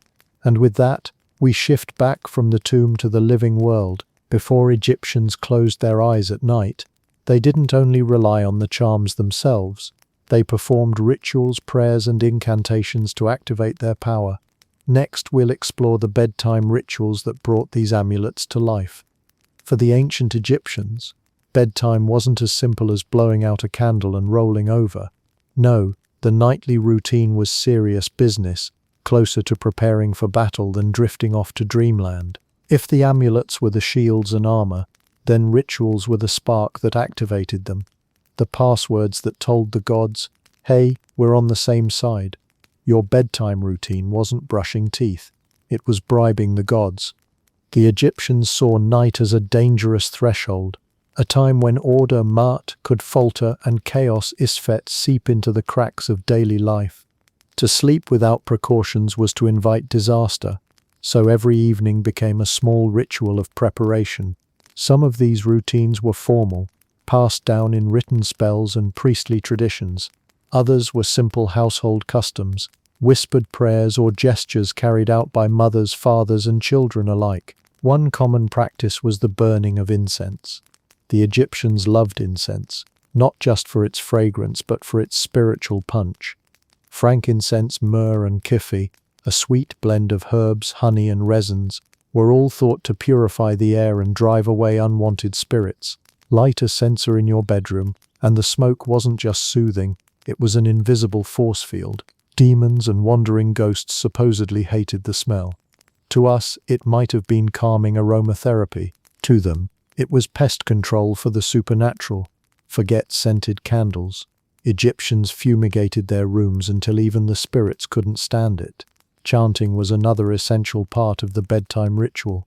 Protective spells, many preserved in texts like the Coffin texts or Book of the Dead, could be adapted for nightly use. A parent might chant words over a child's bed, invoking gods like Bez or Tarit to stand guard. These weren't long, temple-length recitations, but short, powerful mantras designed to summon divine attention. Words themselves carried magic, Heka, and speaking them aloud created a barrier stronger than walls. For Egyptians, silence at bedtime wasn't golden, it was risky. Prayer accompanied these chants. Egyptians often addressed their household gods directly, asking for health, safe dreams, or protection against specific threats. Bees might be called upon to scare away nightmares, while Taret was invoked for infants and mothers. Pharaohs, of course, had their own grander rituals, but even the poorest farmer could mutter a prayer before shutting his eyes, confident that the gods might still hear. But the rituals didn't stop at words and smoke. Objects in the bedroom were carefully arranged for maximum protection. Amulets might be placed under headrests, painted images of deities set near beds, and charms tied around limbs. Some people slept with knives or wands inscribed with protective figures designed to slice through spirits. These weren't weapons you swung physically, they were magical stand-ins, resting beside you to do the job in the dream world. Why sleep with a teddy bear when you can curl up next to a demon-slicing wand? Water also played a role in rituals. Egyptians believed water from the Nile or from sacred lakes held cleansing power. Sprinkling a little around the room before sleep was thought to wash away malign forces. In some cases, priests prescribed ritual baths before bed, scrubbing away not just dirt but spiritual contamination. For a people who lived in a land of dust and desert heat, this combination of hygiene and holiness made perfect sense. You didn't just go to bed clean, you went to bed spiritually disinfected. The wealthy, of course, could go further. Nobles often employed professional magicians or priests to bless their homes at night. Elaborate charms were recited, incense burned in gold vessels, and fine amulets consecrated by ritual specialists. The poor had no such luxury, but their faith in a whispered prayer or a clay amulet was no less strong. For Egyptians, the divine was not limited to palaces, it was woven into every home. Perhaps most fascinating are the texts that describe nightly rituals against specific threats. Some papyri record incantations against snake bites, fever demons, or even nightmares. If you dreamed of drowning, you might recite a spell to ward off water spirits. If your child suffered night terrors, you might carve a quick sketch of beds on a potsherd and place it under their pillow. These rituals were highly targeted, custom defenses against whatever the night threatened to unleash. It was basically the world's first customizable security system. Step 1. Identify demon. Step 2. Chant aggressively until it goes away. The rituals weren't only defensive, they were also about connection. By chanting, burning incense, and arranging charms, Egyptians felt they were aligning themselves with the divine order. Bedtime wasn't just protection, it was participation in the cosmic struggle. Reti battled chaos in the underworld each night. Humans in their own small way joined him by fortifying their bedrooms with prayer and smoke. Sleep wasn't passive, it was an act of faith, and that faith made a difference. Imagine lying on a reed mat, the air scented with myrrh, a Bez amulet glinting in the lamplight, a mother humming a protective chant. The atmosphere itself became charged with security, transforming fear into reassurance. Even if the demons were only in their minds, the rituals worked because they gave people the courage to close their eyes and let go.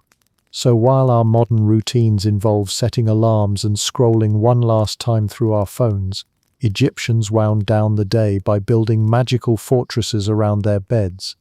Their nightly checklist was simple. Incense, check. Amulet charged, check. Chant mumbled, check. Now maybe, just maybe, you could risk a nap. In ancient Egypt, dreams weren't something you brushed off as just your brain being weird. They were serious business, so serious that professional priests dedicated themselves to decoding them. These weren't your friendly neighborhood therapists taking notes while you reclined on a couch. No, these were temple-trained experts who combined religion, medicine, and magic to turn your bizarre midnight visions into divine instruction. Basically, the world's first dream app, except more expensive. The Egyptian worldview made dreams far too important to ignore. If your soul left your body at night to wander through mysterious realms, the images it brought back weren't nonsense, they were messages. But messages needed decoding, and that's where the priests came in. Known as dream interpreters, they specialized in translating the cryptic language of the gods, spirits, and ancestors into practical advice. You might wake up from a dream of eating crocodile meat and panic, but a priest could assure you it was a good omen of victory. Conversely, that dream where you were falling into the Nile, he might grimly inform you that chaos was knocking on your door. One nightmare later, and you're in the temple, wallet lighter, asking if the hippo chasing you means promotion or probable death. These interpreters often relied on dream books, collections of symbolic meanings painstakingly recorded over centuries. Surviving fragments show just how systematic they tried to be. For example, dreaming of being given bread was considered favorable, signaling prosperity. Dreaming of losing teeth, on the other hand, was bad news, often interpreted as the imminent death of a relative, which probably made ancient Egyptians floss with a sense of existential dread. The point was clear. Nothing in a dream was random. Every symbol was a clue to divine will. Temple priests didn't just decode dreams, they also prescribed remedies. If a dream revealed danger, the solution was usually a protective ritual, amulet, or offering to a specific deity. Say you dreamed of serpents, your priest might recommend a cobra amulet blessed in the temple. Dreamed of drowning, he could suggest a scarab charm inscribed with protective words. The interpretation wasn't just intellectual, it was practical, equipping you with spiritual defenses before the threat could manifest in waking life. And priests didn't operate in isolation. Temples often had dedicated spaces for dream incubation, chambers where people could sleep in hopes of receiving divine messages. Petitioners seeking guidance might spend the night in these sacred rooms, surrounded by incense and chants, awaiting dreams that priests would later interpret. In this way, temples doubled as both houses of worship and ancient sleep clinics. Except instead of prescribing melatonin, they offered scarabs, ankhs, and a stern reminder that the gods were always watching. Imagine booking a sleep study, but instead of electrodes, they hand you incense and a cobra charm. Dream interpretation wasn't reserved for ordinary citizens either. Pharaohs frequently used dreams to justify political decisions. If a ruler claimed to have dreamed of Horus handing him a crown, it was an instant divine endorsement of his kingship. Priests, of course, were the ones who validated these dreams. Their role wasn't just religious but political. They were power brokers, turning subconscious imagery into cosmic approval. A pharaoh's dream could launch wars, build temples, or shift entire policies. Ordinary people paid priests in offerings. Kings paid them in authority. For the average Egyptian, however, the relationship was more intimate. Dreams might tell them whether to plant crops early, avoid traveling, or keep an eye on their health. Parents fretted over children's nightmares and took them to priests for interpretation and remedies. Soldiers sought advice about dreams before going into battle. In each case, the priest stood as a mediator between the dream world and the waking one, ensuring no message went unheeded. The cost of this service wasn't just symbolic. Interpreters expected offerings: bread, beer, oil, or more lavish gifts depending on your wealth. Interpreting dreams was a spiritual service, yes, but also an economic one. The temples ran on offerings, and dreams were one more avenue to keep the offerings flowing. Even so, the system thrived for centuries because it gave Egyptians something invaluable: clarity in the face of the unknown. You thought your dream about flying was fun. In Egypt, it came with an invoice. The texts we've uncovered show just how deeply the Egyptians trusted this process. They didn't laugh at strange dreams or dismiss them as nonsense. They believed gods and spirits had coded the universe in symbols, and their job was to decipher it. Priests held the keys, and through them Egyptians felt less adrift in a world full of illness, death, and unpredictable Nile floods. Dreams became guideposts, and interpreters were the ones holding the lanterns. This emphasis on interpretation also underscores how integrated sleep was with religion. Every night offered the possibility of contact with the divine. Instead of separating sacred from mundane, Egyptians folded the sacred into their bedsheets. A strange dream wasn't just a dream. It was another conversation with the universe, waiting for a professional translator. So, while modern people might check dream dictionaries online or laugh at the absurdity of their subconscious, Egyptians took their night visions straight to the temple, willing to pay for meaning. And in return they walked away with amulets, rituals, and a renewed sense of security, ready to face another night's uncertain journey. Next, we'll see how the Egyptians blurred the line even further between the magical and the medical, because for them, an amulet wasn't just a protective charm, it could also double as medicine, a cure you could literally wear around your neck. In ancient Egypt, there was no hard line between doctor and magician, between healing and hocus pocus. Illness wasn't just about the body, it was also about the soul, the gods, and the unseen forces lurking in the night. And because of that, amulets weren't just trinkets to fend off demons, they were medical tools in their own right. Think of it as an ancient multivitamin, but shinier. When we look at Egyptian medicine, it's easy to be impressed. They had physicians who could diagnose ailments, prescribe remedies, and even perform rudimentary surgeries. Yet at the same time, these same doctors might write a prescription that included not only herbs and honey, but also a protective spell to be recited while wearing a scarab pendant. To the Egyptians, this wasn't contradictory. Magic and medicine were two halves of the same cure. Consider fever, for instance. A modern doctor might blame bacteria or viruses. An Egyptian physician might blame malevolent forces or the sting of a demon. The treatment? A poultice of herbs combined with an amulet carved from carnelian, inscribed with words to cool the fire. The herbs soothed the body. The charm soothed the spirit. Both were necessary because sickness attacked on multiple levels. To fight only one was to leave yourself vulnerable. Basically, you got your antibiotics and your ghost repellent neatly bundled in the same prescription.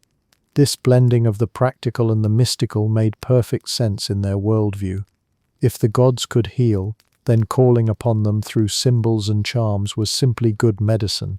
Amulets shaped like the Eye of Horus weren't only guards against spiritual harm, they were worn as remedies for eye infections and other ailments.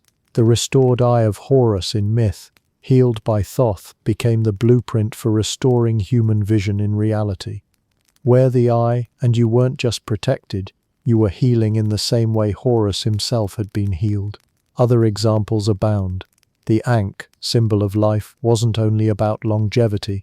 It could be worn by the sick to restore vitality, believed to channel divine life force into weakened bodies. The tight knot of Isis, often red in color, was associated with blood and protection against hemorrhage.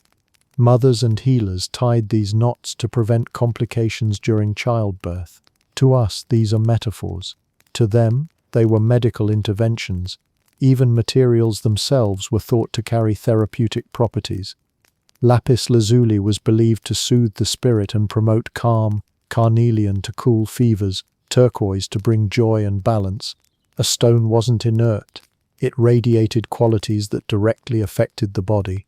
Wear the right stone and you were essentially medicating yourself Egyptian style.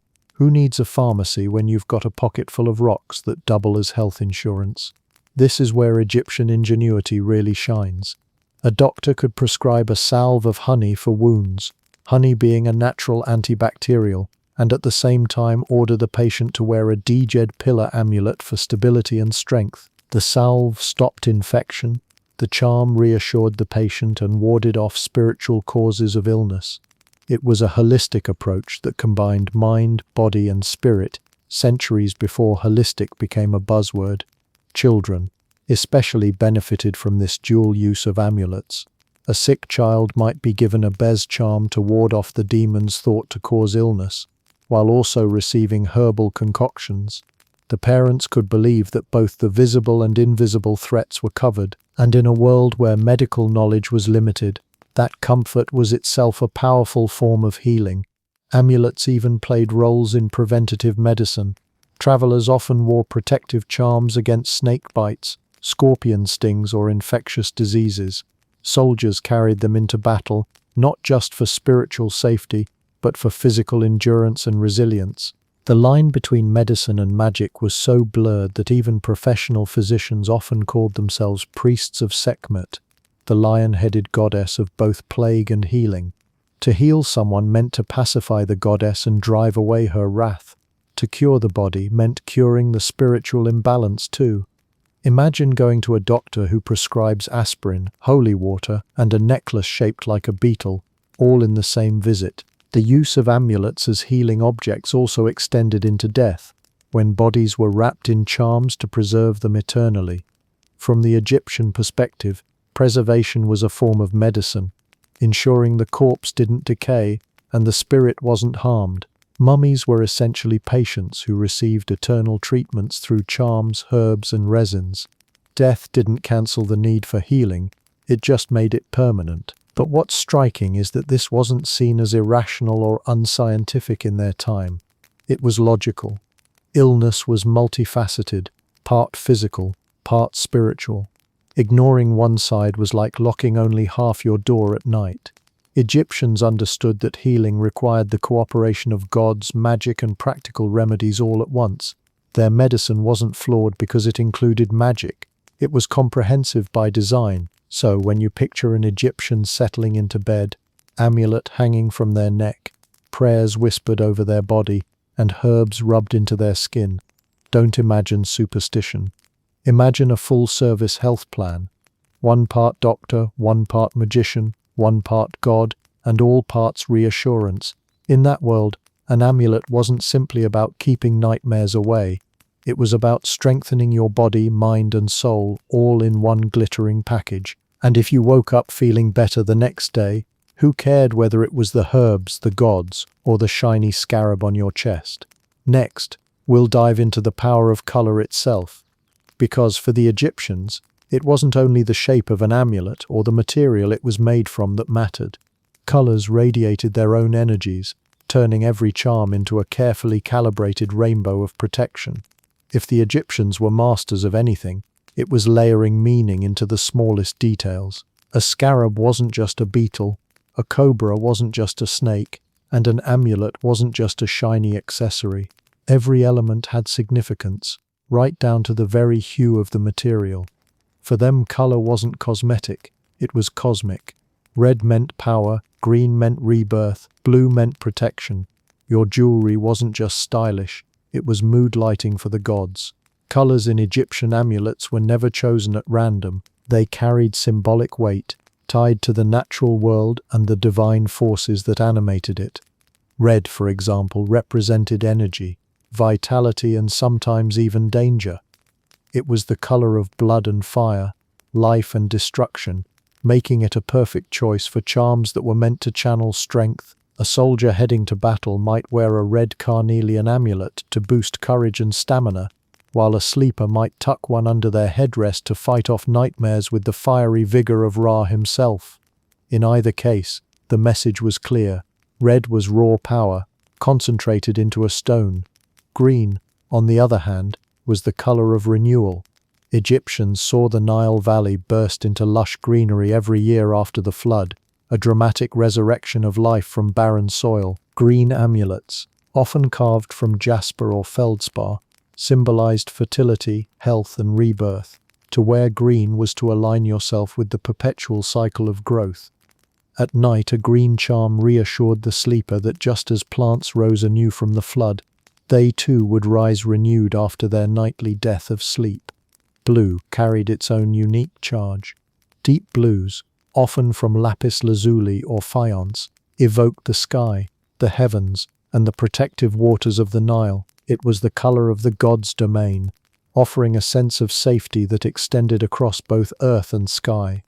Wearing blue at night was like draping yourself in a cloak of divine watchfulness. Demons and illness, in theory, couldn't breach that celestial shade. If red was your warrior's shield and green your gardener's promise, blue was the wide sky overhead, wrapping your bed in calm security.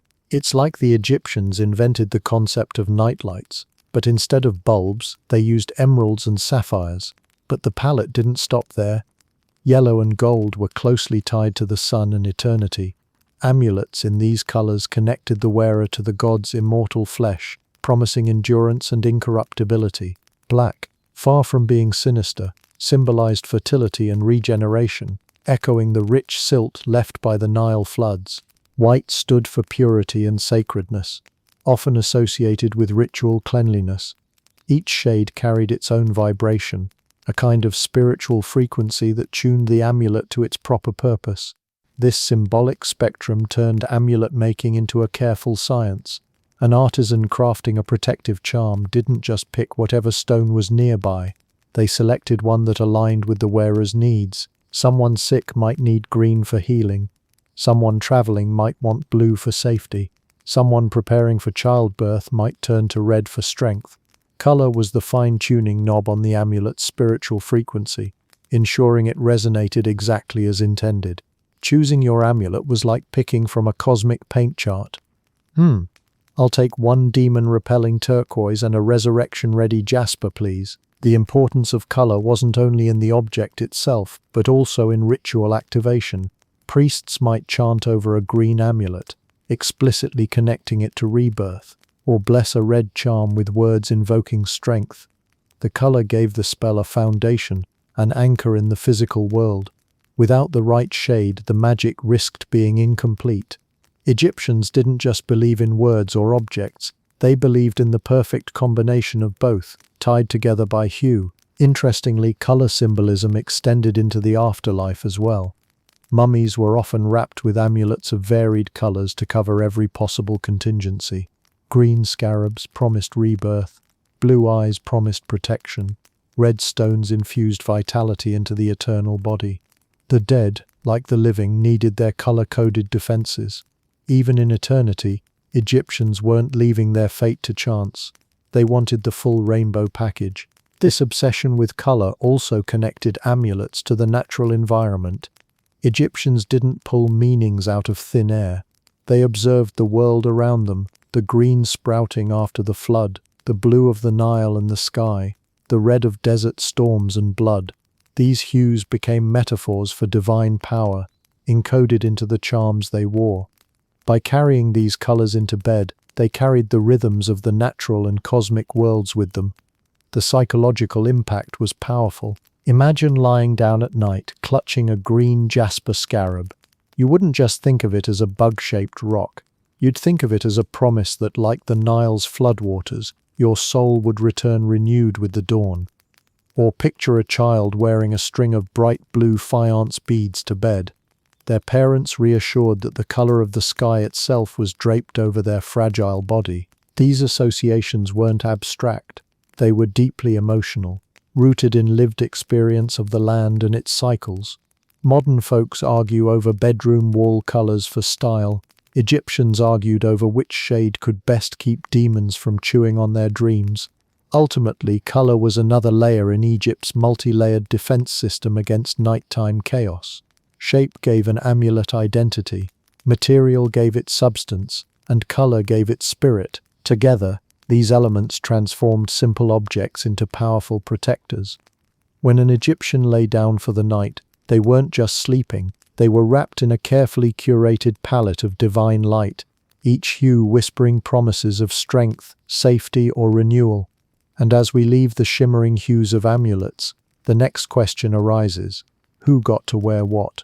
Because not everyone could afford emeralds or lapis. Next, we'll explore the divide between everyday people and the pharaohs, the humble charms of common folk versus the glittering gold-drenched protections of kings. If there was one truth in ancient Egypt, it was that everyone needed protection at night. The difference was in how much sparkle you could afford. On one side of the social divide, you had ordinary farmers and craftsmen clutching faience scarabs or clay charms. On the other, pharaohs practically slept in fortresses of gold, their bodies layered in enough jewelry to bankrupt a nation. Peasants had faience charms. Pharaohs had bling that could pay off a pyramid loan. Let's start with the common folk. For most Egyptians, life was simple, harsh, and full of uncertainty. A farmer didn't have the budget to commission an amulet of solid lapis lazuli carved by master artisans. What he could afford was faience, a bright blue-green glazed material that was cheap to make and looked stunning. Faience amulets flooded the market, accessible to almost everyone. They carried the same symbolic meanings as their more expensive counterparts: green for rebirth, blue for protection, but at a price that didn't require pawning your goats. Clay was another option, carved into little figures of Bez or Tauret, painted and tucked into children's beds. For these families, the value wasn't in the luxury of the material, but in the belief that the gods heard prayers regardless of what you could pay. The middle class, such as artisans or scribes, might stretch their resources for semi-precious stones: carnelian for strength, feldspar for fertility, jasper for health. These amulets were sturdier and held more prestige, a step up from faience but still within reach. It wasn't just about function but also about social signaling. Wearing a carnelian Eye of Horus told neighbors you had a little more wealth and a lot more protection. It was like comparing a knockoff handbag with the real thing. Both carried your stuff, but one screamed louder in the marketplace. Then there were the pharaohs. If the average villager wore an amulet the size of a button, the pharaoh was buried with charms the size of dinner plates, crafted in pure gold, inlaid with turquoise, lapis, and carnelian. Pharaohs weren't just protecting themselves from nightmares, they were broadcasting divine power. Their amulets weren't only functional, they were political. A golden ankh didn't just promise eternal life for the pharaoh, it symbolized eternal life for the kingdom under his rule. Protection scaled upward from personal safety to national stability. Tutankhamun's tomb alone contained over 100 amulets woven into his wrappings, each one crafted with painstaking detail. Gold scarabs rested over his heart, elaborate eyes of Horus adorned his chest, and falcon amulets spread their wings across his sides. These weren't charms tucked under a pillow. They were monumental declarations of divine favor, ensuring that no demon, spirit, or rival could touch him in eternity. Pharaohs didn't just sleep, they camped out inside jewelry stores with full-time magical staff. The difference between common and royal protection wasn't only about materials, it was about access to rituals. While a farmer might mutter a prayer over a faience bead, a pharaoh had teams of priests chanting elaborate spells over his amulets, layering divine power like magical lacquer. The poor might activate their charms with whispered faith. The king had professional god whisperers working overtime. It's the difference between asking your neighbor to watch your house and hiring an elite security team armed with flamethrowers. But it's important to note that the function of these amulets remained the same across classes. Whether clay or gold, faience or lapis, the symbols carried identical meanings.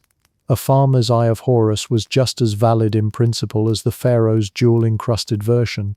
The gods, Egyptians believed, responded to devotion, not wealth. What the pharaoh had was not superior protection in theory, but amplification: more materials, more spells, more layers of defense. The poor carried pocket-sized shields, pharaohs carried magical fortresses. This contrast also reveals the democratic side of Egyptian religion. Unlike grand temples or massive sacrifices, amulets were accessible to almost everyone. Even the humblest clay figurine brought a sense of safety and connection to the divine. And while pharaohs might sleep surrounded by gold, their needs were essentially the same as everyone else's: to ward off evil, to survive the night, and to wake with life renewed. For the common people, there was comfort in knowing they shared in the same symbols as the mighty. Bota protected both the king's palace and the farmer's hut. Tauret watched over noble births and peasant births alike. The pharaoh's gold might dazzle, but the magic worked just as well on a child wearing a bead strung on a thread. Sure, the king's amulet was worth a fortune, but demons probably didn't stop to check its carat weight before fleeing. Ultimately, the difference lay not in the gods' willingness to protect, but in the Egyptians' ability to showcase their devotion.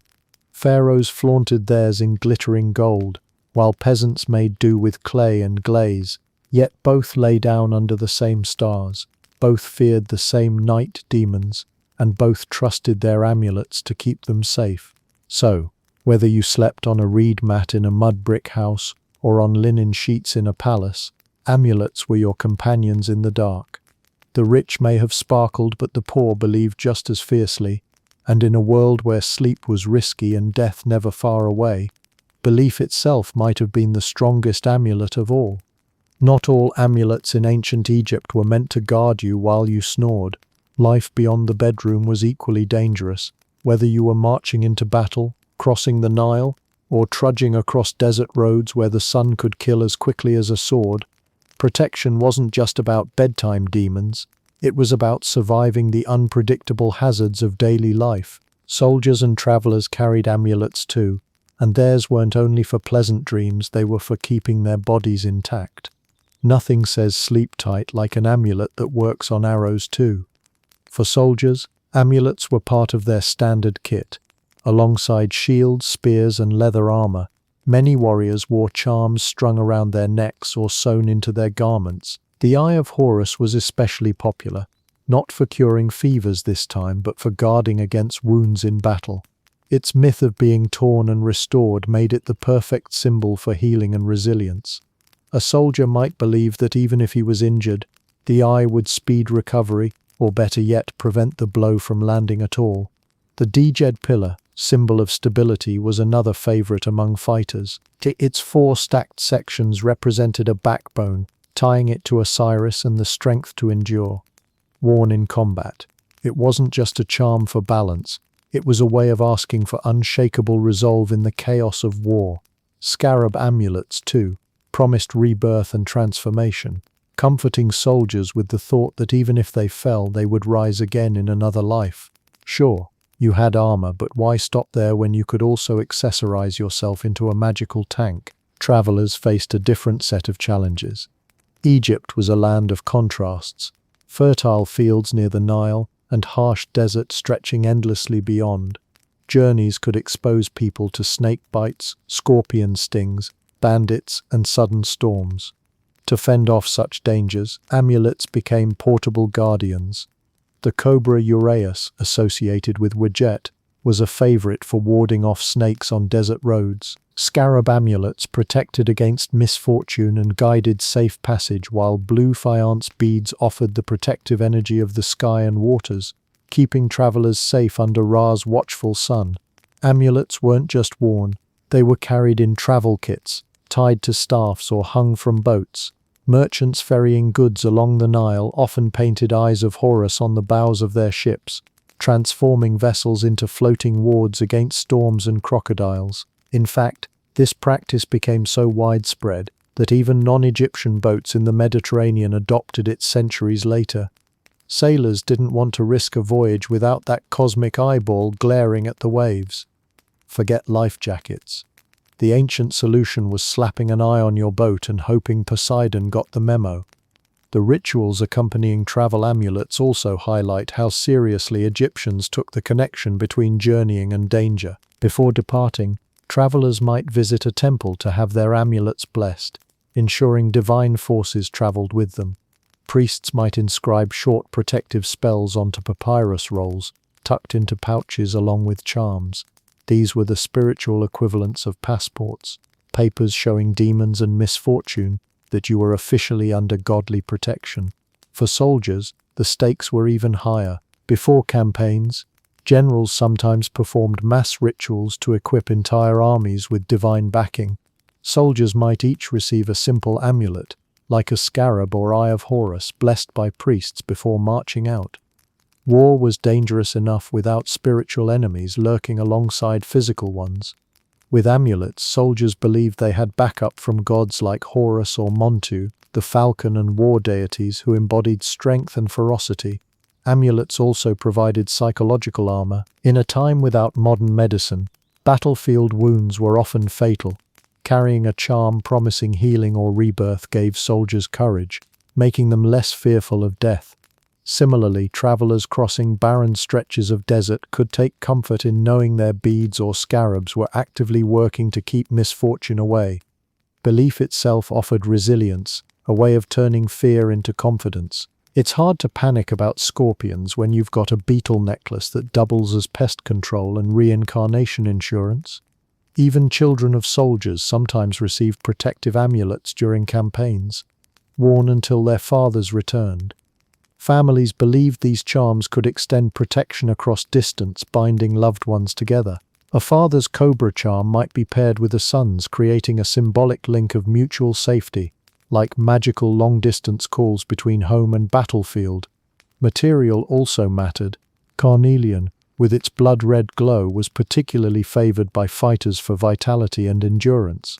Turquoise, with its protective sky-blue color, was popular with travelers to prevent accidents and ward off fatigue. Gold, reserved for elite warriors or generals, carried the eternal power of the gods, ensuring their survival, or at least their honorable rebirth on foreign soil. Archaeological finds support all this. Amulets have been discovered in soldiers' graves alongside weapons and armor, showing their importance in warfare. In desert caravan routes, archaeologists have found beads and charms dropped or left behind, remnants of the protective arsenal that travelers carried. These weren't just superstitions. They were part of the essential gear of anyone venturing beyond the safety of home.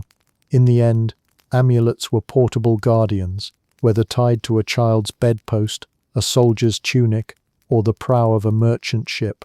The same charms that helped Egyptians sleep at night were repurposed to help them face the greater dangers of journeys and battles. And while not all travelers returned and not all soldiers survived, their faith in amulets reveals something deeply human: the desire to carry safety with you, to pack peace of mind along with bread, water, and weapons. If you wanted protection in ancient Egypt, you didn't just grab a pebble off the ground and hope for the best.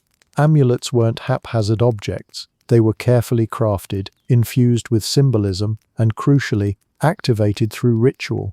Behind every scarab, cobra, or Eye of Horus lay the skill of artisans who turned raw materials into portable pieces of divine insurance. It wasn't Etsy, but you could still get your custom order from the local craftsman. The making of an amulet began with choosing the right material. This wasn't merely a practical decision but a spiritual one. Lapis lazuli, imported from as far as Afghanistan, carried celestial associations and was prized for its deep blue protection. Carnelian radiated vitality with its fiery red tones. Faience, affordable and easy to mold, imitated more precious stones with a glossy glaze of blue or green.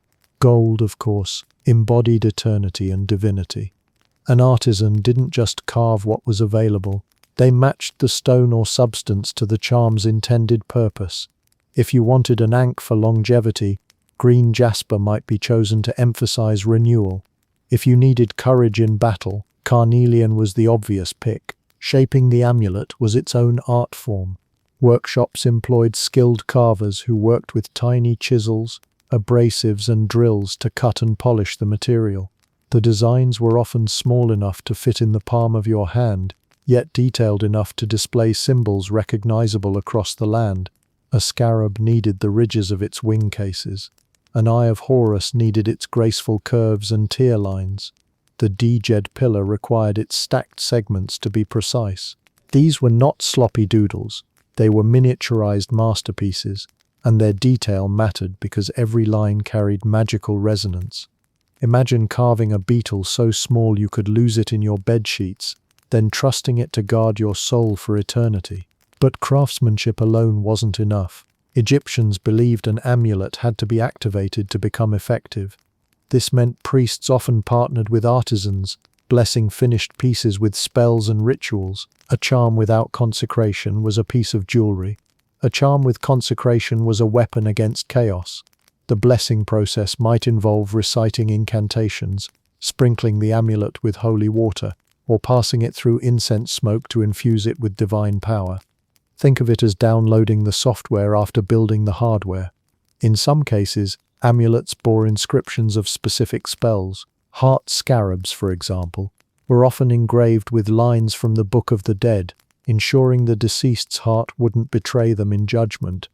These inscriptions elevated the charm from symbolic to functional, turning it into a portable spellbook. Carving those tiny hieroglyphs required immense skill, and mistakes weren't tolerated after all. You didn't want a typo in your eternal insurance policy. Workshops producing these amulets were bustling places. Large cities like Thebes and Memphis likely had entire quarters dedicated to artisans making charms for temples, nobles, and ordinary people. Specialized craftsmen handled different materials, stone carvers for hard gems, metal workers for gold and bronze, and faience makers for the colorful glazed pieces so beloved by the masses.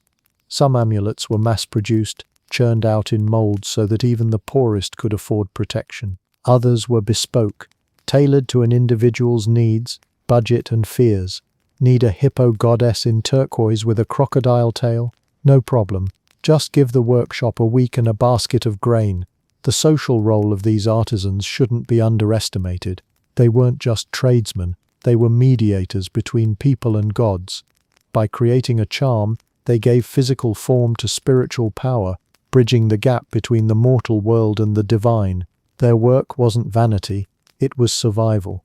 A farmer with a faience base might not know the words of the spells, but by carrying that little figure, he carried a distilled piece of cosmic order. Craftsmanship also extended into aesthetics. Egyptians loved symmetry and balance, and their amulets reflected this obsession. The precise proportions of an Eye of Horus weren't just decorative, they echoed mathematical fractions, embodying harmony. The smooth polish of a scarab wasn't just pleasing to the eye, it symbolized completion and readiness for rebirth. Every curve and shine carried intention. Beyond the artisans themselves, temples often acted as centers of production and distribution. Pilgrims visiting a holy site might purchase amulets blessed by priests, ensuring divine approval. These weren't cheap souvenirs, they were sacred merchandise. The temple economy thrived on this trade, reinforcing the idea that amulets weren't just personal accessories but part of a larger religious infrastructure. For the wealthy, customization went even further. Amulets could be inlaid with multiple stones, engraved with personal names, or embedded in gold jewelry. A noble might commission a set of charms for every member of the household, each tailored to specific needs: fertility, protection in travel, success in business. In contrast, the poor made do with simple pieces, but even these held immense value because they symbolized inclusion in the protective embrace of the gods. It's like shopping for mattresses today. Rich folks had deluxe gold amulets with divine endorsements, while everyone else settled for faience, praying it wouldn't chip. The sheer volume of amulets discovered in tombs and settlements attests to how widespread this craftsmanship was. From massive golden scarabs buried with pharaohs to humble faience beads in village graves, amulets crossed every class line. Their ubiquity shows that the workshops behind them weren't niche operations, but cultural powerhouses, feeding the Egyptian hunger for protection day and night. So the next time you picture an Egyptian falling asleep under a starry sky, remember that their sense of safety didn't come from chance. It came from a craftsman hunched over a stone, carving divine symbols into being, and a priest murmuring words of power to breathe life into them. Protection wasn't abstract. It was bought, shaped, polished, and blessed before it ever reached the bedside. And with that, we can turn from the hands of the artisans to the hands of the gods themselves. Because amulets weren't just human creations, they were thought to carry pieces of divine presence, extensions of deities who continued to watch over mortals long after the workshops went dark. For all their grandeur and innovation, the Egyptians weren't creating their magical world in isolation. They lived at the crossroads of Africa, the Near East, and the Mediterranean, which meant constant contact with travelers, traders, and conquerors. And when people mingle, ideas mingle too. Egyptian amulets weren't just homegrown symbols. They often borrowed, blended, and reimagined motifs from neighbors, because even ancient cultures liked a little international fashion. Let's start with the Mesopotamians. Egypt and Mesopotamia were two of the great cradles of civilization, and though separated by deserts and distance, their merchants carried goods and ideas back and forth. Mesopotamian cultures also had protective amulets, often in the shape of demons turned friendly. Figures like Pazuzu, a fearsome wind demon who doubled as a protector against other evil spirits, echo the same principle as Egypt's besugly but lovable guardians. It's not a stretch to imagine Egyptian travelers spotting these charms in Babylonian markets and thinking, that grotesque little guy would fit right in next to Taweret. From the Levant came another wave of influence. Semitic peoples brought with them their own protective symbols, often tied to fertility and childbirth. Amulets, in the form of hands, later echoed in the famous Hand of Fatima in Islamic culture, circulated in the region. Egyptians may have incorporated similar hand-shaped motifs into their protective repertoire. When trade routes bustled with goods like cedar wood and lapis lazuli, it wasn't just timber and gemstones being exchanged, it was ideas about how to keep spirits away at night. Picture a bustling ancient marketplace where you could buy frankincense, linen, and the latest demon-proof charm imported from abroad, souvenirs with supernatural perks. The Nubians to the south were another key influence. Nubia wasn't just Egypt's neighbor, it was also its rival, ally, and cultural exchange partner. Nubian jewelry featured bold designs and amulets tied to fertility and river spirits. Egyptians borrowed styles and sometimes materials, blending Nubian motifs with their own. Taweret herself, part hippo, part crocodile, embodied animals that loomed large in both Egyptian and Nubian mythology, suggesting a shared pool of ideas about dangerous creatures turned protectors. To the west, Libyan tribes contributed their own charms and practices. Libyans valued protective tattoos and portable symbols to ward off desert dangers, and these may have influenced Egyptian practices among frontier populations. Egypt's borders were porous, and people crossing them carried more than just weapons. They brought their spiritual toolkits too. Then there were the Greeks. In the later dynasties, especially after Alexander the Great's conquest, Greek and Egyptian cultures blended dramatically. The Greeks brought their fascination with symbols like the gorgonion, the staring head of Medusa, meant to repel evil. Egyptians, who already loved intimidating faces like Bezes, found this logic very familiar. The fusion of Greek and Egyptian magical traditions created hybrid charms, sometimes inscribed with both hieroglyphs and Greek letters. It was the ancient world's version of a cultural mashup album. Phoenician traders also played their part. Masters of the sea, they carried amulets across the Mediterranean, spreading motifs like protective eyes, long before the evil eye became a staple in later cultures. Egyptians were no strangers to eye symbols, but the spread of this motif likely reinforced and reshaped its role. If an eye could guard against envy and bad luck in Phoenicia, why not let the Eye of Horus double as both healer and envy blocker? It turns out the evil eye was the ancient equivalent of a pop hit. Everyone in the Mediterranean was covering it. Even the materials Egyptians used bore traces of foreign influence. Lapis lazuli, prized for its heavenly blue, wasn't native to Egypt. It was imported from as far as Afghanistan via trade networks. The stone carried its own Central Asian associations before the Egyptians layered on their symbolic meanings. Turquoise came from Sinai, a region Egypt fought to control precisely because its stones were so prized for jewelry and amulets.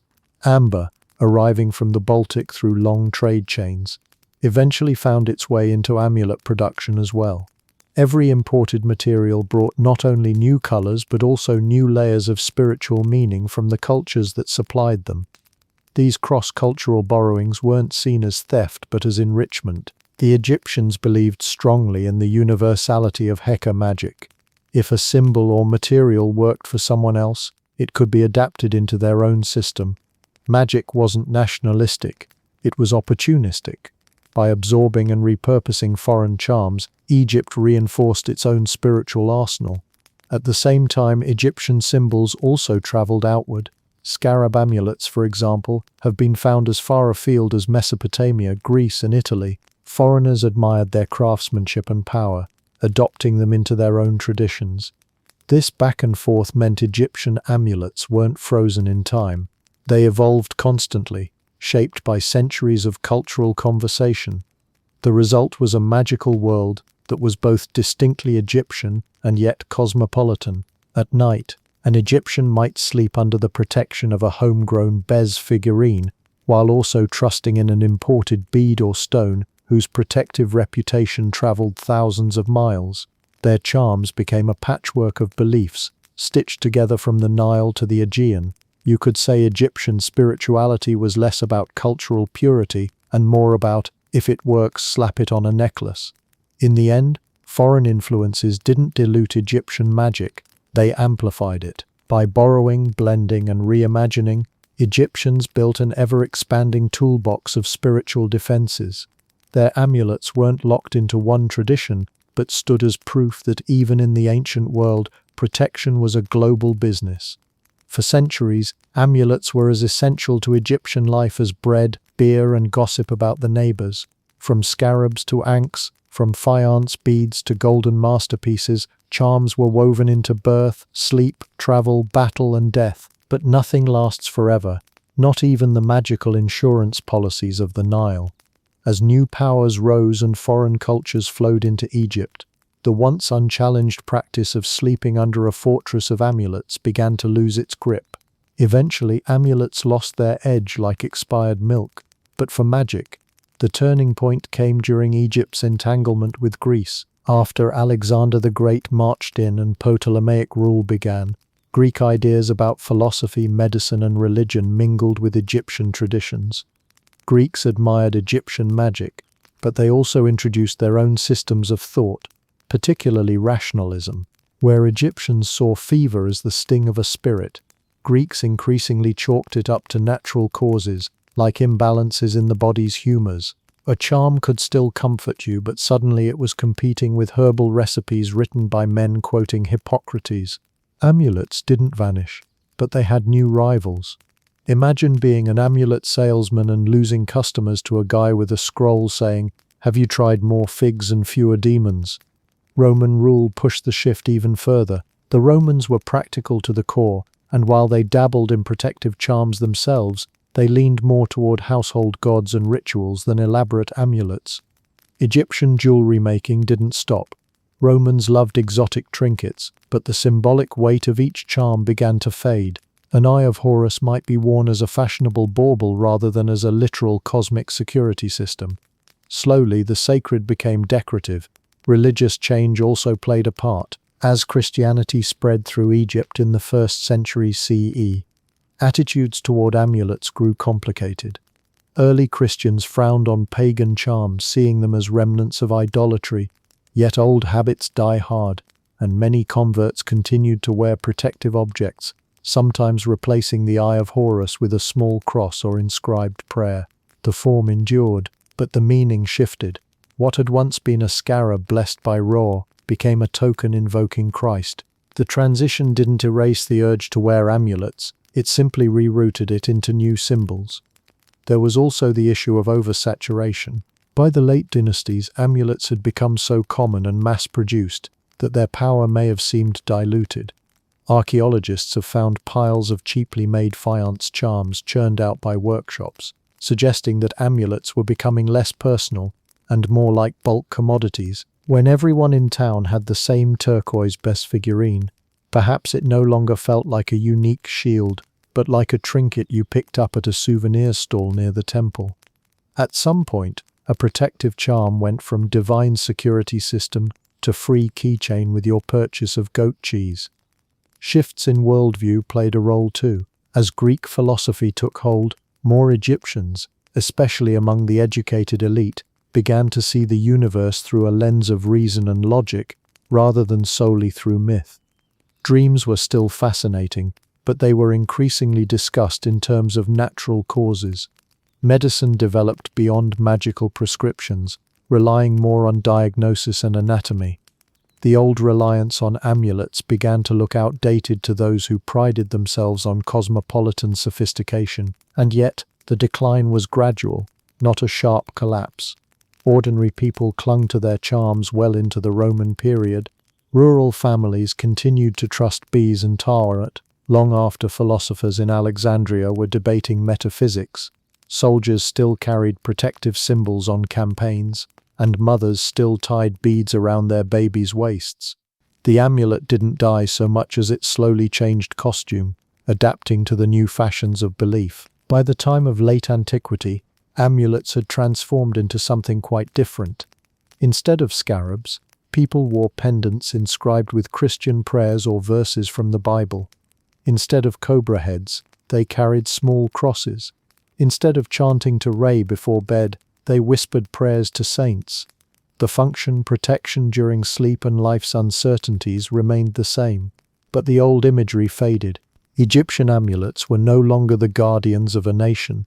They had become cultural relics, curiosities from a bygone age. It's as if the gods retired, and the amulets clocked out with them. Thanks for the business, but we're closing shop after 3,000 years. Still, the legacy of amulets lingered. Even when their religious context was gone, their shapes remained iconic. The ankh, for instance, was adopted into Coptic Christian art as a form of the cross. Scarabs turned up in Roman jewelry cabinets, admired for their craftsmanship if not their symbolism. The practice of wearing protective charms simply evolved, as human beings never truly lost their appetite for carrying luck, safety or meaning in small portable form. So while the heyday of Egyptian amulets dimmed under Greek rationalism, Roman pragmatism and Christian theology, their cultural DNA survived. The urge to wear life around your neck, to sleep with protection by your side, didn't go away. It just put on new clothes, swapped out beetles for crosses, and kept marching forward. And that brings us to the final chapter in this story, the legacy. Because while ancient amulets may no longer be tucked under pillows in the Nile Valley, echoes of their power can still be found in the talismans, charms, and lucky objects we keep close today. Even though the days of tucking a scarab under your pillow or hanging a crocodile-tailed hippo goddess over your bed are long gone, the instinct that fueled those practices hasn't disappeared.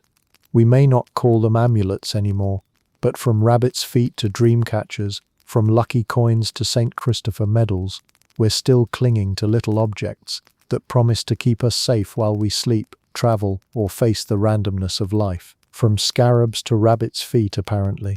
We still can't just go to sleep without backup. The truth is, Egyptians tapped into something deeply human, our desire to carry protection in a portable, tangible form. We may laugh at the idea of a magical beetle scaring off demons, but then we slip on a necklace with a pendant we refuse to take off for luck, or we hang a horseshoe above a doorway just in case. The difference between a faience Eye of Horus and a dream catcher over a child's bed isn't as wide as we like to think. Both are ways of saying, the world is unpredictable. Let me stack the odds in my favor.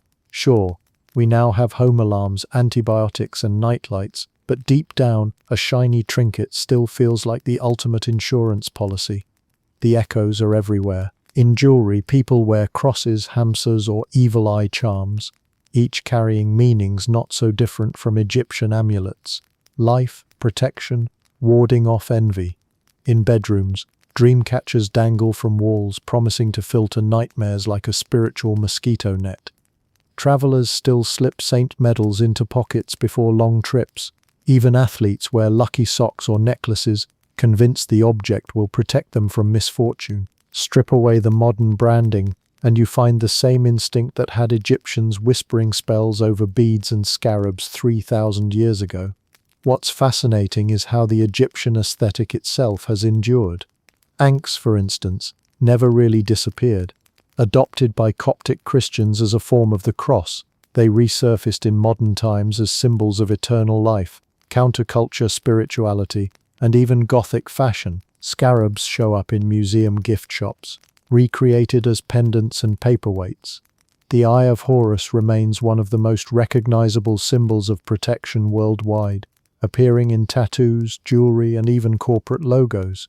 It's proof that while belief systems may shift, powerful symbols rarely go extinct.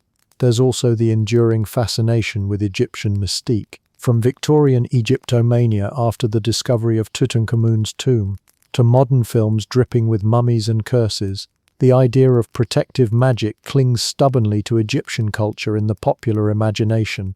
Amulets in these portrayals are often exaggerated, glowing jewels of unstoppable power, but the underlying idea is the same: little objects that guard, guide, or grant. In Hollywood, one scarab can level a city. In real life, it just helped you sleep without worrying about bed demons. Psychologists might say these charms, ancient and modern, serve as coping mechanisms. By holding something tangible, people feel less helpless in the face of chaos. Egyptians understood that centuries before Freud, a soldier clutching a scarab or a child wearing a bead string slept easier, just as today, someone might feel calmer with a lucky bracelet or a pendant blessed by a priest. Whether it works scientifically isn't the point. The sense of reassurance is medicine in itself. Even modern science has begun to circle back to the idea that belief shapes outcomes. Placebos, after all, show us that the mind can heal when it trusts in a remedy, even if that remedy is sugar. Egyptians didn't call it placebo, they called it heka. But the logic is remarkably similar. The amulet worked because the wearer believed it was charged with divine force, and that belief alone could lower fear, calm the body, and maybe even boost survival odds. So, the legacy of Egyptian amulets isn't that we still carve scarabs out of jasper or wear cobra pendants to bed. It's that we still reach for objects, large and small, to carry meaning and promise protection. Humans remain stubbornly unwilling to face the unknown without a little backup. It might be a rabbit's foot, a saint's medal, a lucky penny, or even a charm bracelet. But the instinct is straight out of the Nile Valley. We've upgraded our pillows and invented memory foam, but apparently the one thing that hasn't changed in 5,000 years is the need to tuck something protective next to us before lights out. In the end, Egyptian amulets remind us that history isn't just about dusty tombs and forgotten rituals. It's about timeless habits that refuse to die. We may no longer believe that Bez is glaring at our nightmares, but we still trust that a charm, symbol, or token can make the world a little less scary. The gods may have changed, the materials may have shifted, but the story is the same. Humans crave protection, even in the vulnerable stillness of sleep.